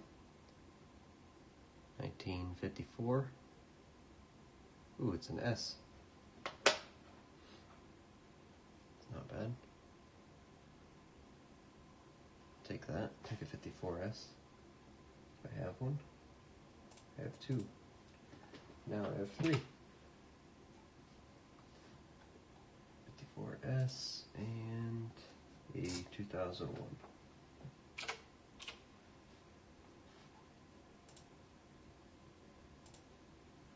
Cool. Take a 54S.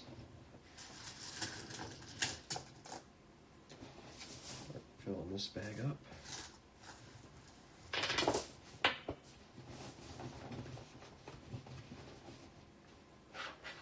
Put this with the 41S.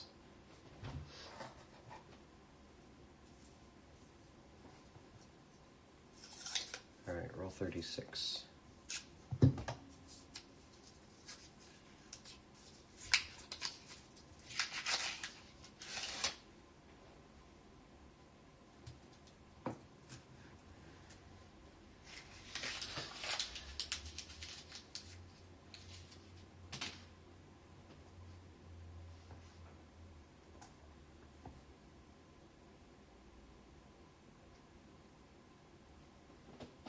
Looks weird.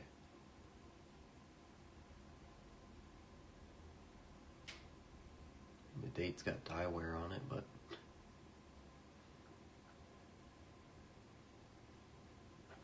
just looked really weird.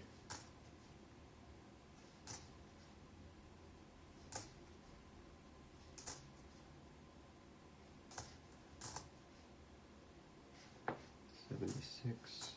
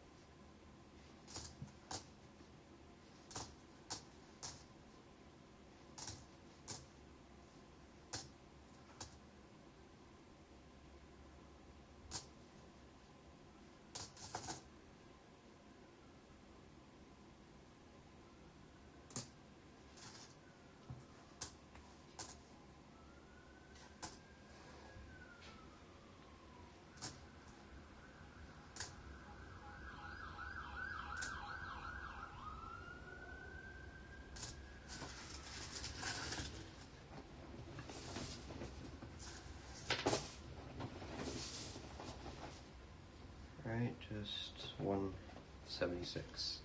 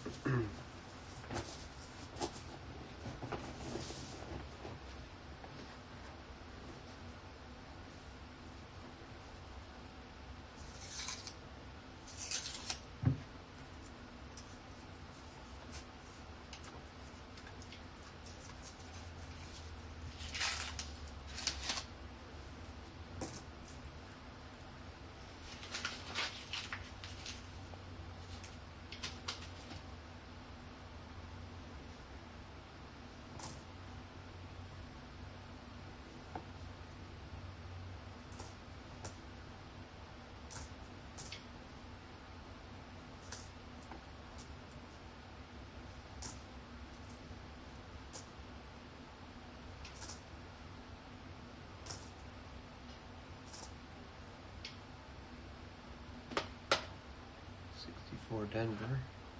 There's a bunch of holes in it.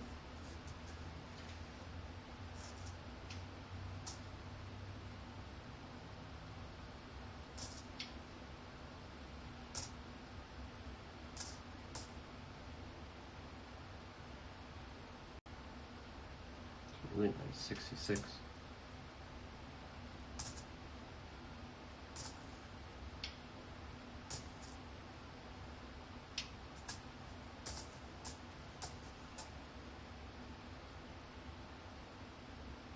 Oh, a really nice 63. Got some scratches on it, but I mean, if this was the triple die, it'd be a perfect specimen. But it doesn't look like it.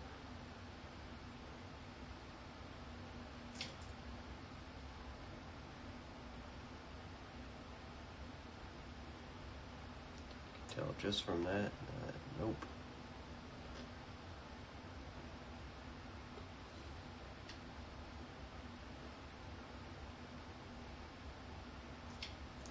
But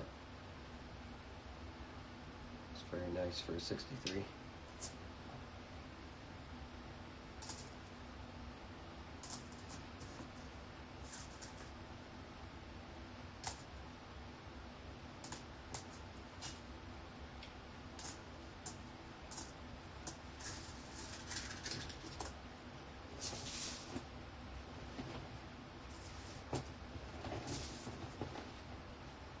And 76.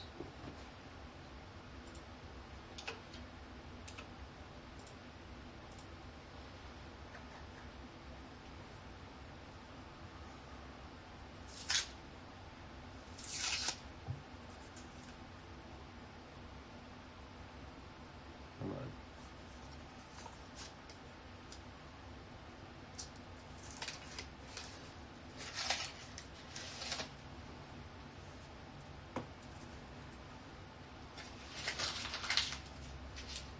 Another 63. Don't usually find this many.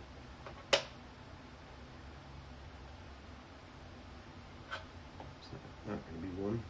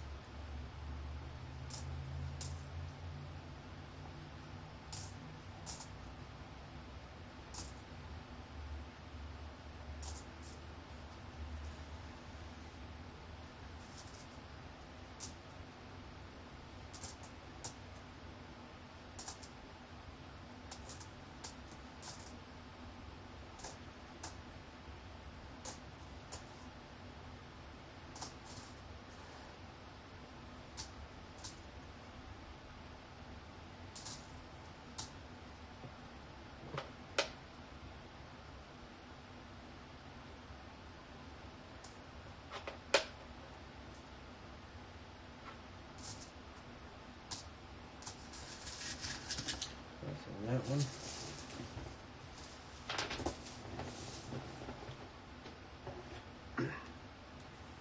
Every box has a slow half.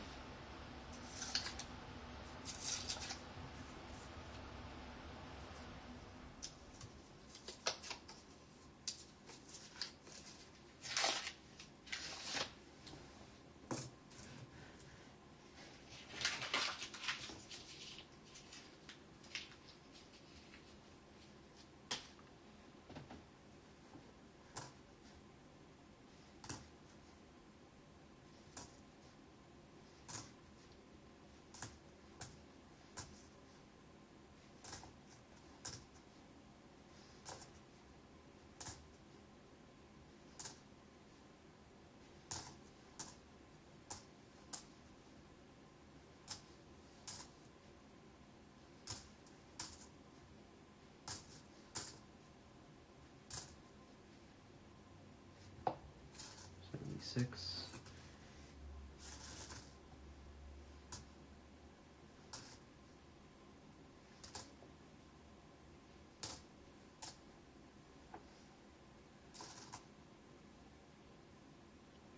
Pretty nice 61. It's Denver too. Another 76.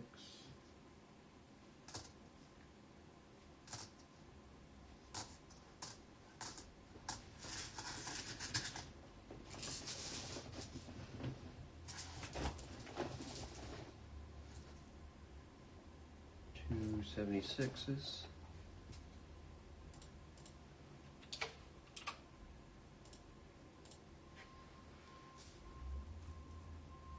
Alright.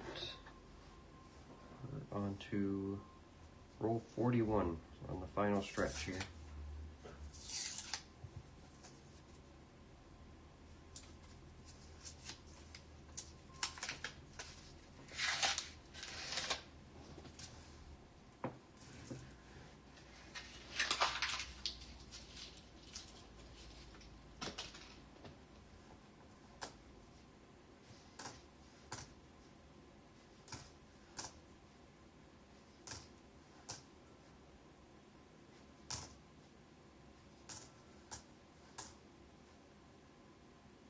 $60.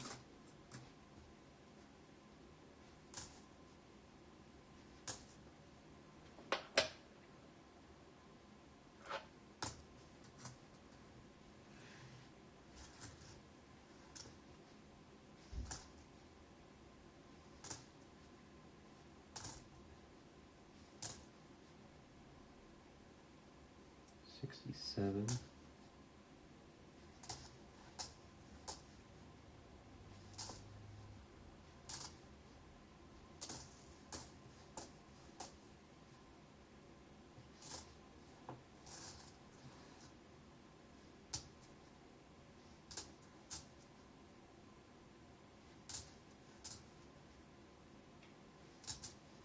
And a singular 76.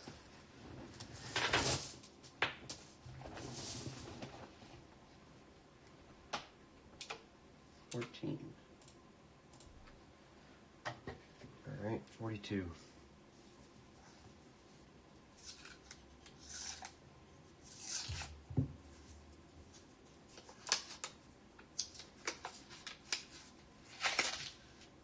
Oh, don't spill.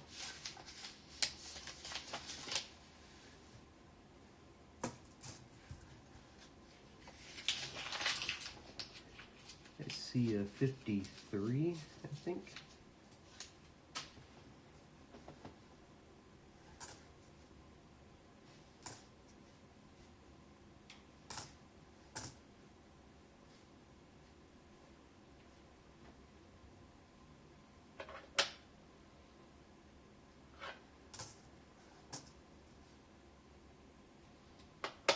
$64. Philly, Denver, excuse me.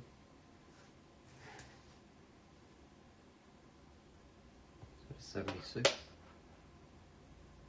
It is a 76. Another 67.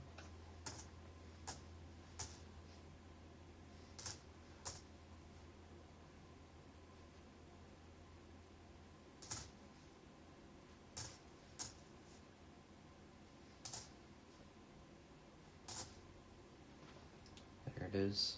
It's a 1953. Denver.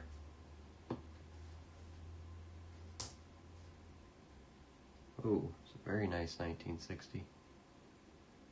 It's Denver. Got some luster on it.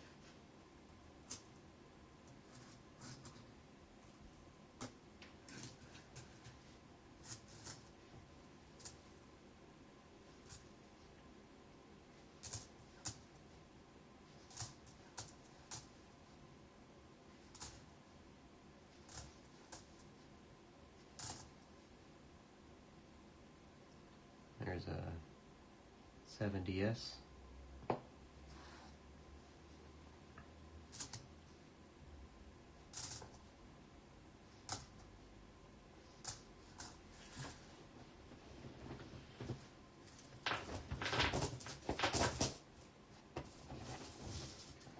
So just a 76. Another 70S.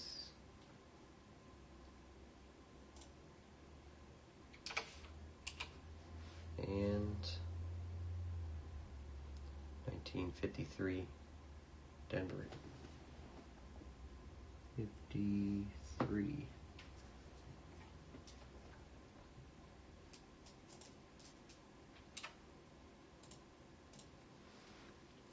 All right.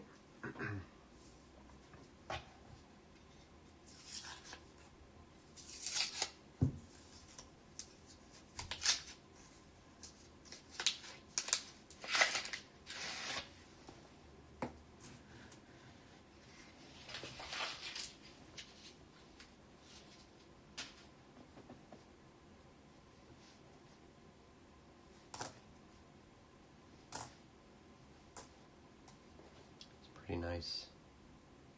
1957. It's Denver.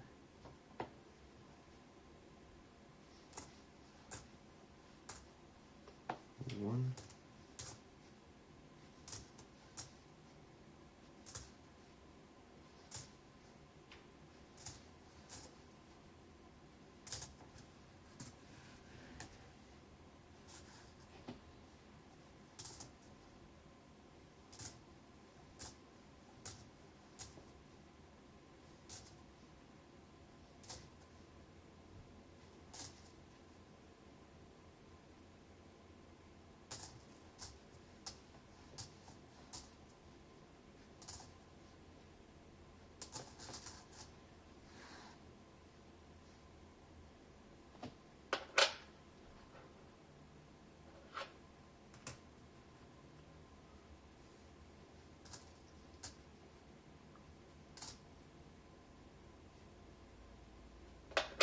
Another 64 Denver.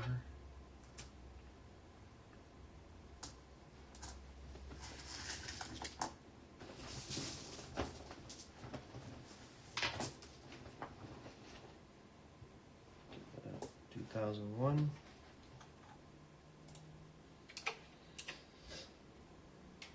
And pretty nice 1957 Denver.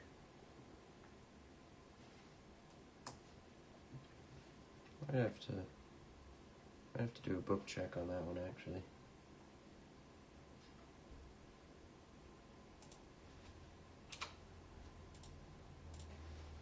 I'll do it right now,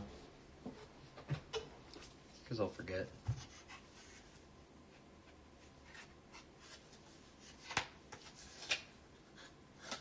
There we go. Oh, I didn't put the 57s in here yet anyway. I'll have one of each. Might as well put them in, right? They're both pretty nice. Why not? 57 Denver.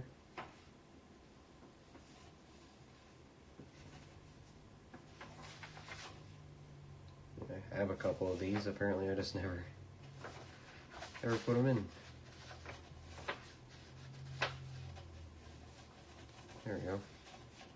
And I'll check, oops, sorry. Check my other ones later against those.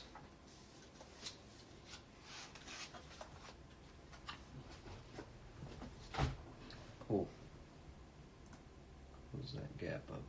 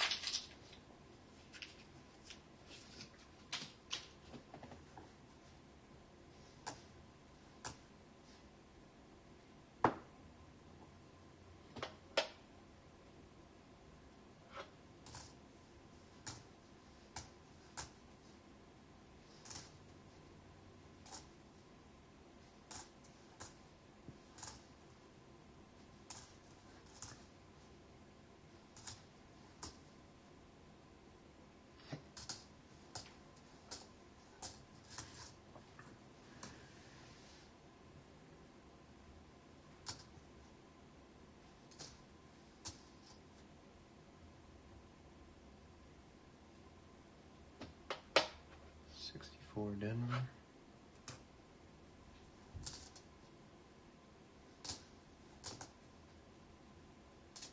It's a gem colored one, 95.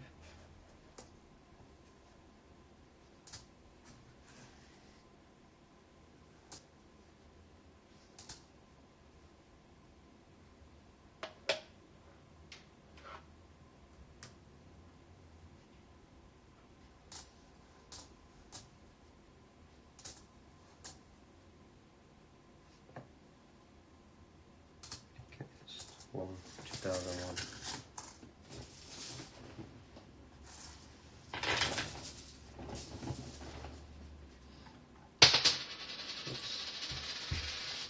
Drop one.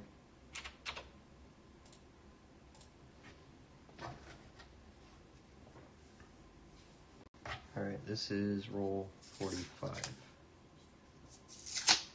Couple more left.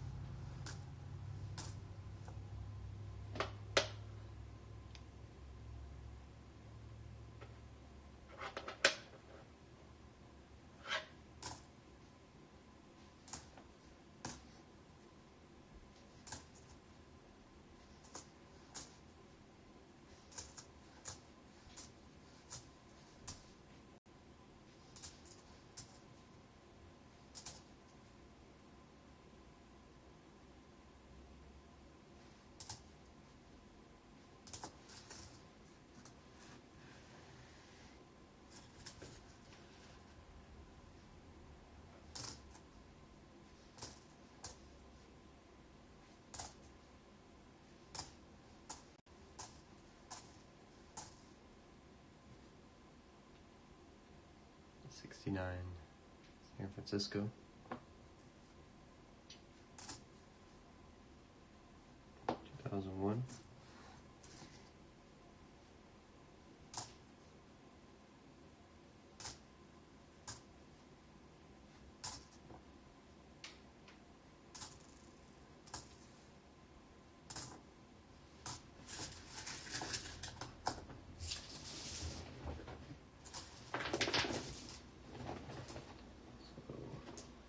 So 2001 and 69 San Francisco. Yep, that's number 2.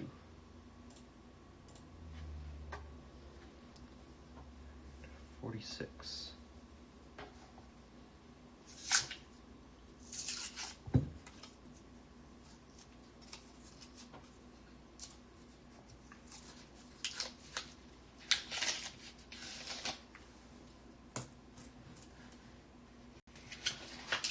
See a 55 back there. That's pretty good.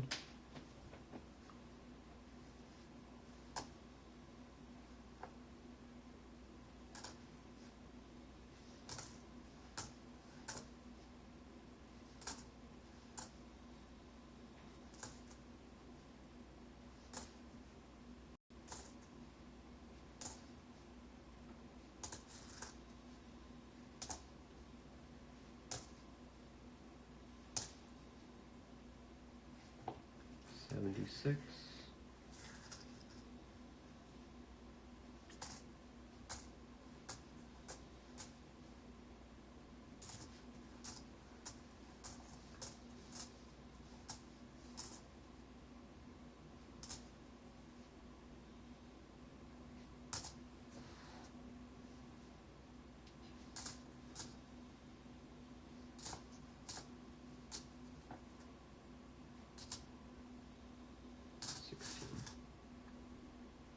Alright, here it is. It's actually pretty nice. 1955. It's Denver. It's in really good shape.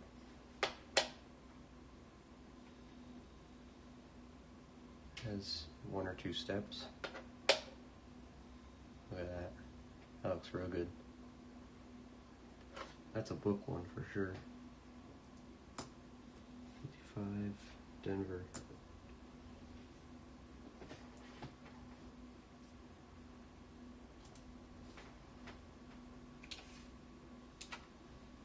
And a 76.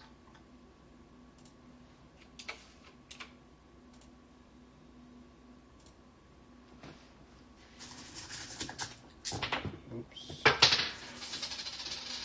That went everywhere.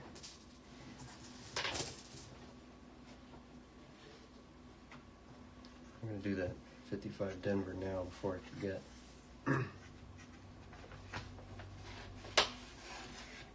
It's definitely an upgrade from what we have in here. It looks leagues above this one. Just to show you. This is what was in there before. This is what we're replacing it with. Looks much better. Just look at the date. That's all you need to know.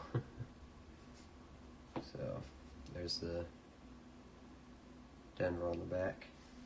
So that is going in for sure. Ooh, it's a bit crooked. Get a little straighter. There we go. That looks a lot better. Still missing the 55 Philly. As you can see, it's a very low mintage. Still yet to find that. I have the 54. Don't know if I have a 53S though, but 55 Denver is what we're doing here. So that one's good. Anchor Nickel Hunt is great. Lots of pre-60 coins. Yeah, we're not doing too bad. If it sounds like I'm disappointed, I'm not. I'm just, I have very low energy right now. This, whatever this flu thing that's been going around finally caught me, and I've been destroyed. Literally all I can do is sit around at home. When I went to the bank yesterday, it was just a 10-minute trip. 10-minute trip, and I was exhausted afterwards. Really sucks it out of you. But no, this hunt's going really well. I mean, the buffalo itself is a nice find. But we're getting some good quality old finds too. Like they're in good condition, good shape, which is what I like to find.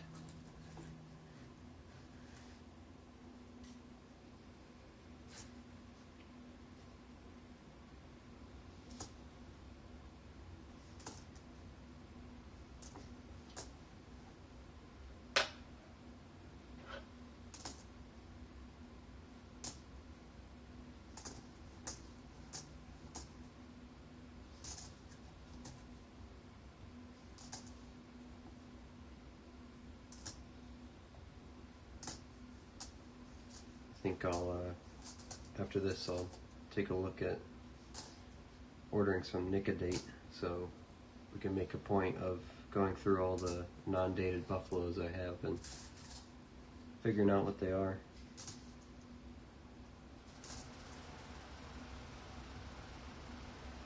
It's a real nice 78.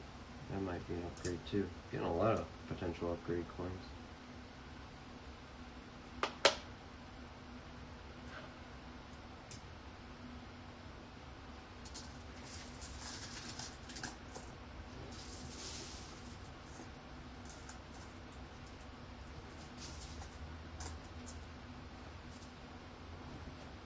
Alright. This is roll 48 out of 50.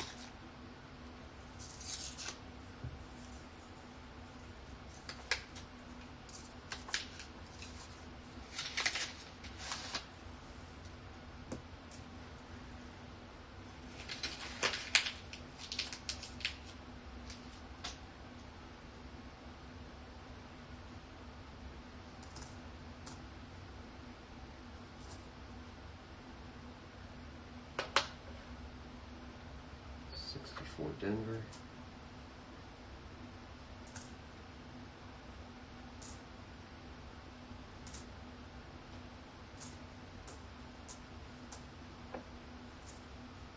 Number 1.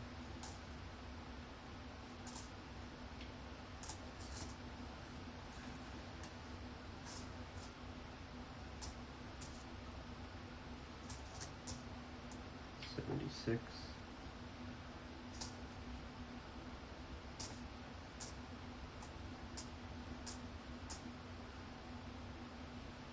So 63.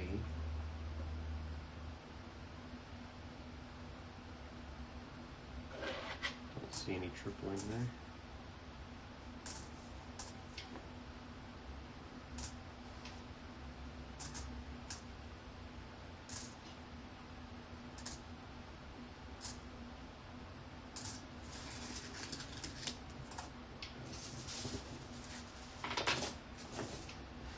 Just an 01 and the 76.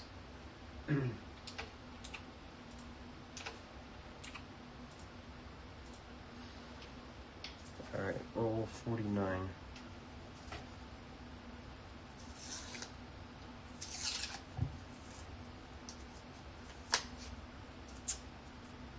Oops.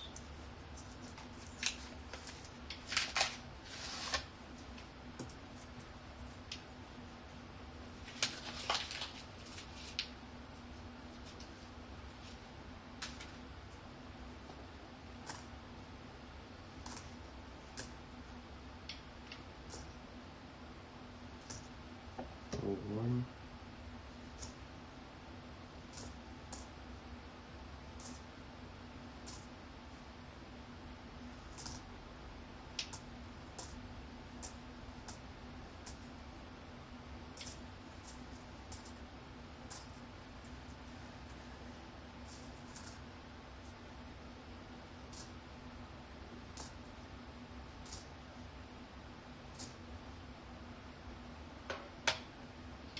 Another 64 Denver.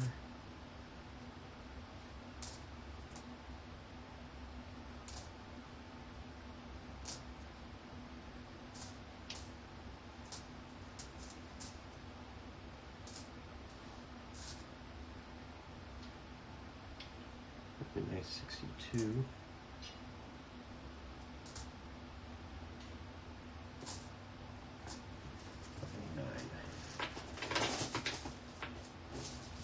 The one 2001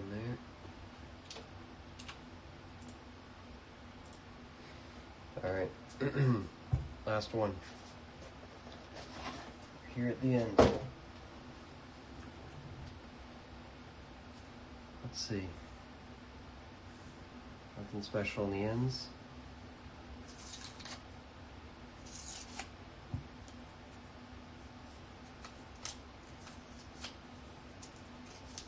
This will be, what box is this? This is box 8.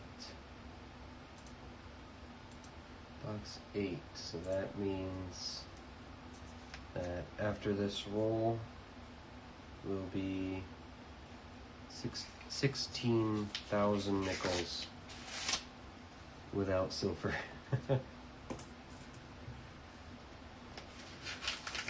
But on the other hand, 16,000 nickels with 3, 4, 5, 6, with 6 buffaloes and a V nickel, so cancels out, right?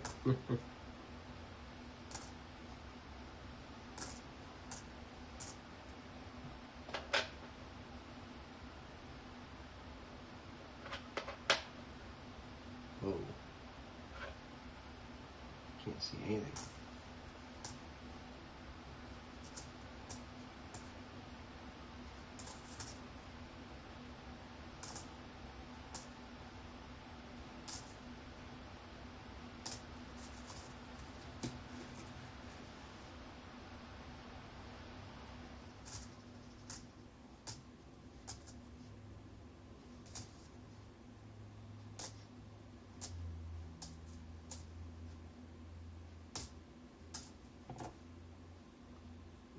This looks really nice. It's got a Denver mint mark on it.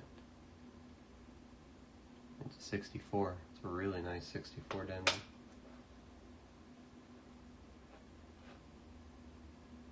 See a step on it. That might upgrade, even if it's not good. I think I have a really nice 64 Denver already, but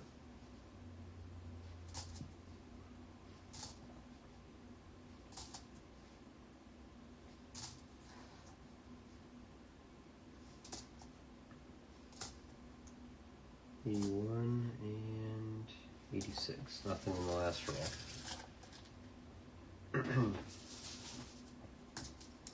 All right. That does that.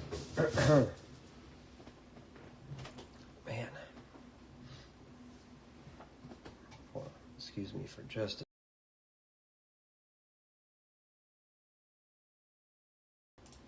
Okay, that's better. All right. We're done. Buffalo, definitely the best find. No doubt about that. Actually, I can see numbers kind of in this light.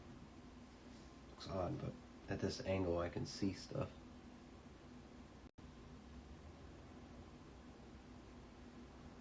I think the third number is definitely a 1. So I think it's a 19...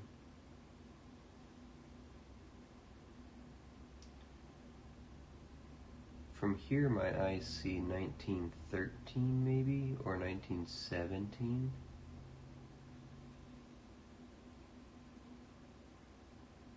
I mean, if it's a 19-teen, then that's pretty good.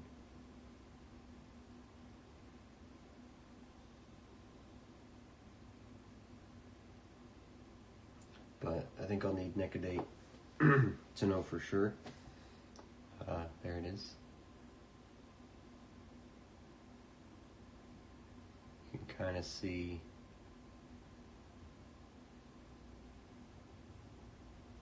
certain light. You can kind of see the numbers. We definitely know there's a 19 there. We can see the first one, we can see the 9. Maybe the third one, maybe the second one. But regardless, it's a Buffalo. Other old finds, we got the 39, 40, 41, as well as a 41S.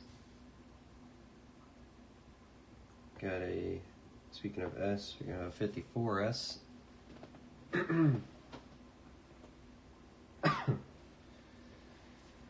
54S, let's see.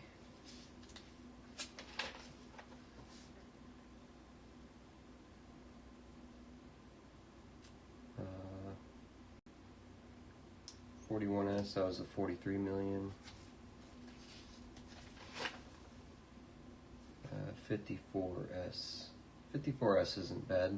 29.4 million. It's not too bad at all. Happy with that. A bunch of 1940s. 46s, excuse me. 47. The rest are all 50s. You got 2 of those 55 Denvers, which are nice. And not to mention the Canadians. Got a nickel one, and then a normal one. A couple 60s that I don't remember if I hold on to or not. But I don't know if you're here for the 39 maple, but this one it's got a pushed over edge, and it was cutting through the roll. It's a real messed up edge, but hey, it's a 1939 Philadelphia. I might have to sand it over on the edge to fit it in my tubes. 39, 40, 41, and as usual a bunch of 50s. 46, 47, get those in order. The other 41S. 54S. Keep that there. Canadians and the Buffalo. Excuse me. I could see the shadow of something that was there 100 years ago. Yeah. Kind of impressive if you think about it. You know, it's worn down well over 100 years, and put it at just the right angle, you can still kind of see it. But I'll look into some Nicodate tonight, see if I can get some coming for the next nickel hunt. Missed that one before. Yeah, I think that was right after you stepped out for a few minutes. That's the one I pulled out. So it's good to see a 30s coin. This buffalo might turn out to be a 37 or something like that, but I'm pretty sure, I thought I saw a 1 in the third place, so that might be a teen.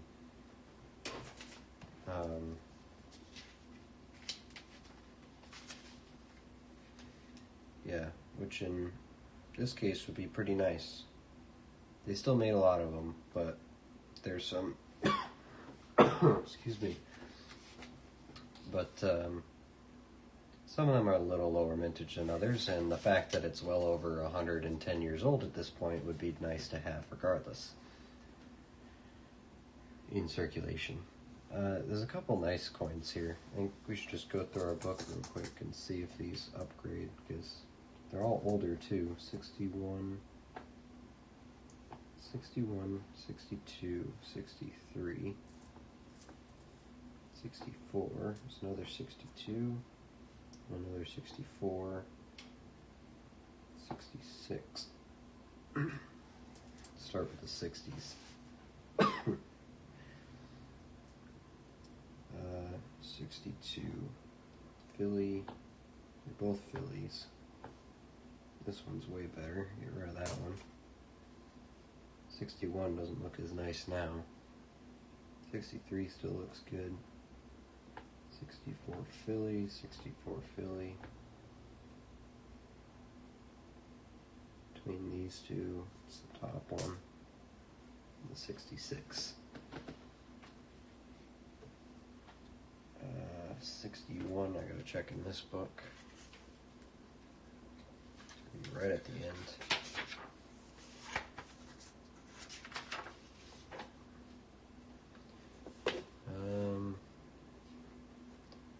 What I have in here is pretty nice. I don't think it's gonna... Yeah, no, it's not that nice. Not that good. Alright, let's look at the other book. 62 to 95. What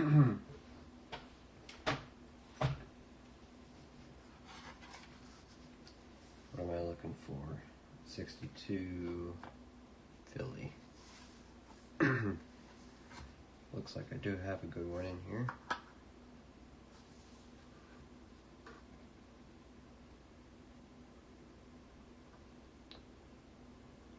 That one might be close. That might be close. I'm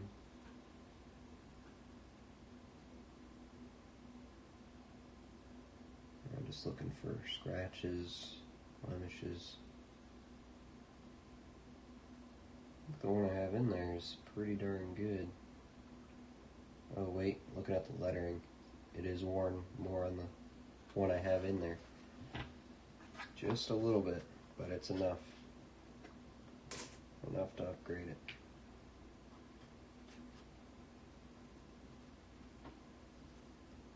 So that one goes in. There's the Philly. Next we have a 63 Philly. Back does not look good, but we're not doing the back, we're doing the front. And I didn't have one in there yet, so in it goes. I have a 64 Philly.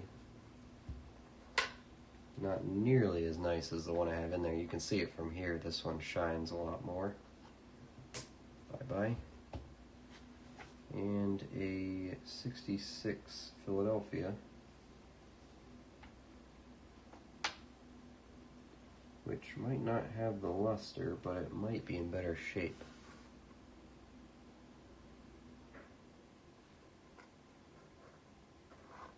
Oops.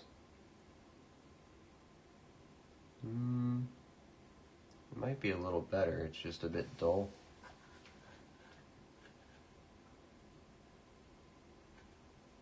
I'm looking at Jefferson's face. He does have a lot of scratches, actually.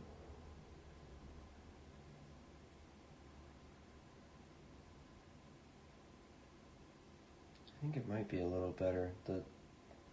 The strike is just way better, even though the luster isn't there. I think because of the strike, I'm gonna put it in there. The numbers are very clear, very easy to see.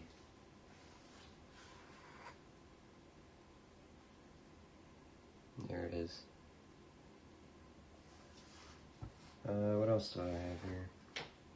Wait to see what this 64 Denver looks like compared to the Denver I have in here. Actually, the one I have in here is much nicer. What else do I have? I have 73 is next. 73 Philadelphia. Do have a 73 in here already.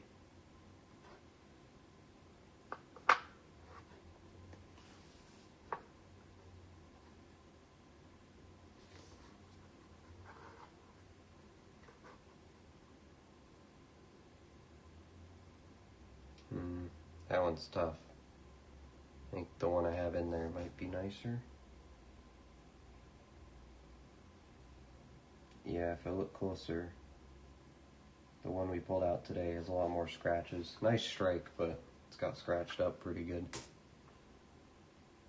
Next is 75, which doesn't look as nice now, but we'll look. 75 Philadelphia. I don't have one, so I'll put it in. This 76 I had in here is really nice. Had some crazy luster on it compared to the rest of them. I have a 78 Philadelphia, which I do have one in here. The one in here looks pretty nice.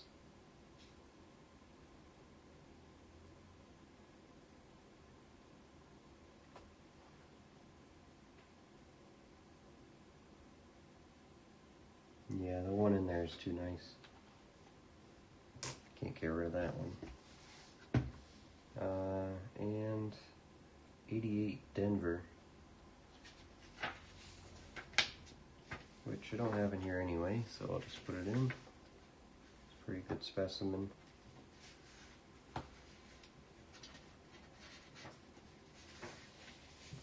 Alright. Again, I have most of these, just haven't found nice enough ones that I want to put them in the book, so. I mean, I pulled these two out. It's kind of gem colored ones. I'll check the 80 Philly. It's just I don't usually put gems in here. I like putting them in a separate book.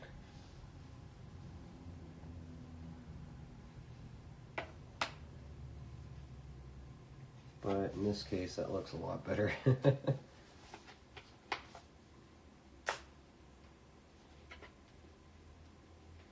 I'll put it in. This one is 95. I think that's the last year of this one. Yep. 95 Philly. I'll just put it in. If it'll go.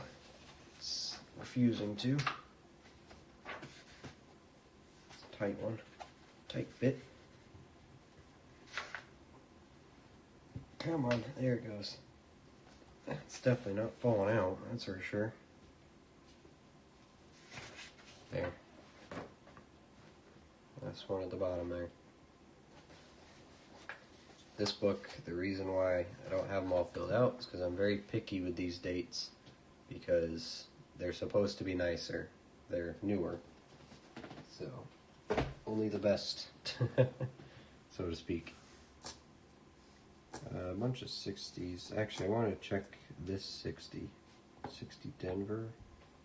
Actually, I have one of each. They're both very nice.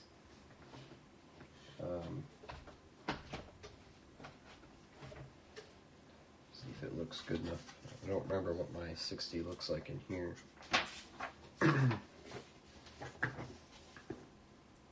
This is the 60 Philly.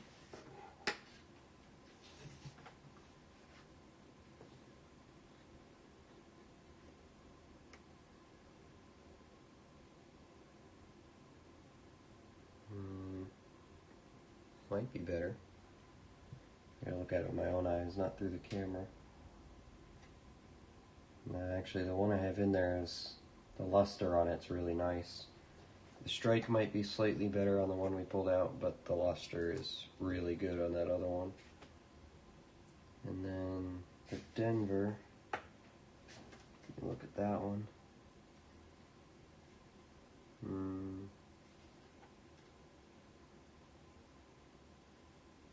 Actually pretty similar.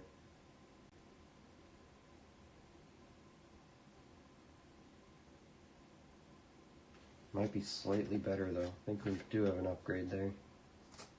I'll just swap it out.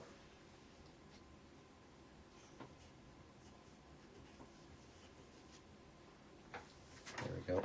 That looks pretty good. Alright, cool. And you know, daily reminder that we have the 50 Denver. It just doesn't go in here. It stays in the plastic. That's where it's going to live until we find another one someday. No way I'm ruining that coin. I have a book like that with holes, only want the best in it too. Yeah, they're so new, right, that the coins that are minted in the last 5-10 years have no excuse but to be nice. So I'm not going to put just any old thing in there. They have to be gem quality or perfect mint state to go in that book, you know? Alright, I think I'm gonna check all those 64 Denvers before next stream, because I'm completely out of energy right now. I can't do anything. I'm not going to do anything else. Tomorrow's, I have a penny box. We're going to do penny box. It's also Loomis rolls, so I'm excited for that. Still looking for an Indian head penny. One day it's going to happen.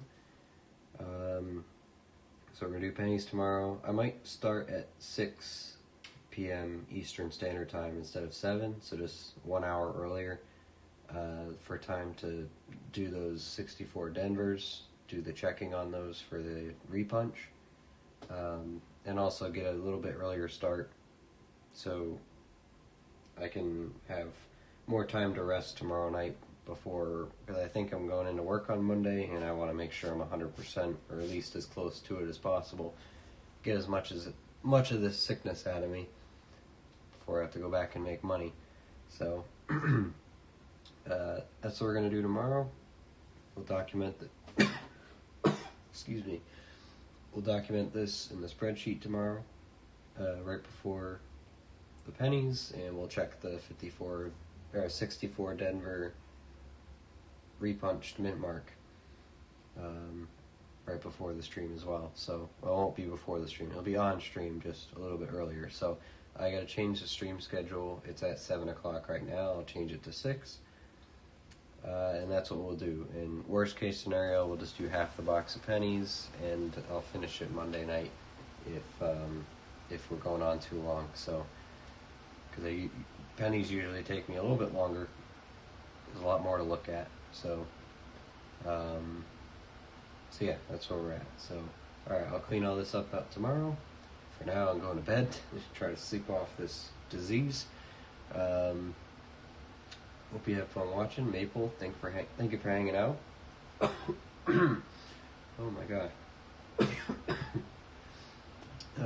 Maple, thanks for hanging out. Thanks for the help on that 64. Looking at the extra water line and stuff. But yeah, tomorrow we'll do pennies. Hopefully we pick some Canadians out. Love to find another King George. Definitely looking into that, and love to find a King George nickel someday too.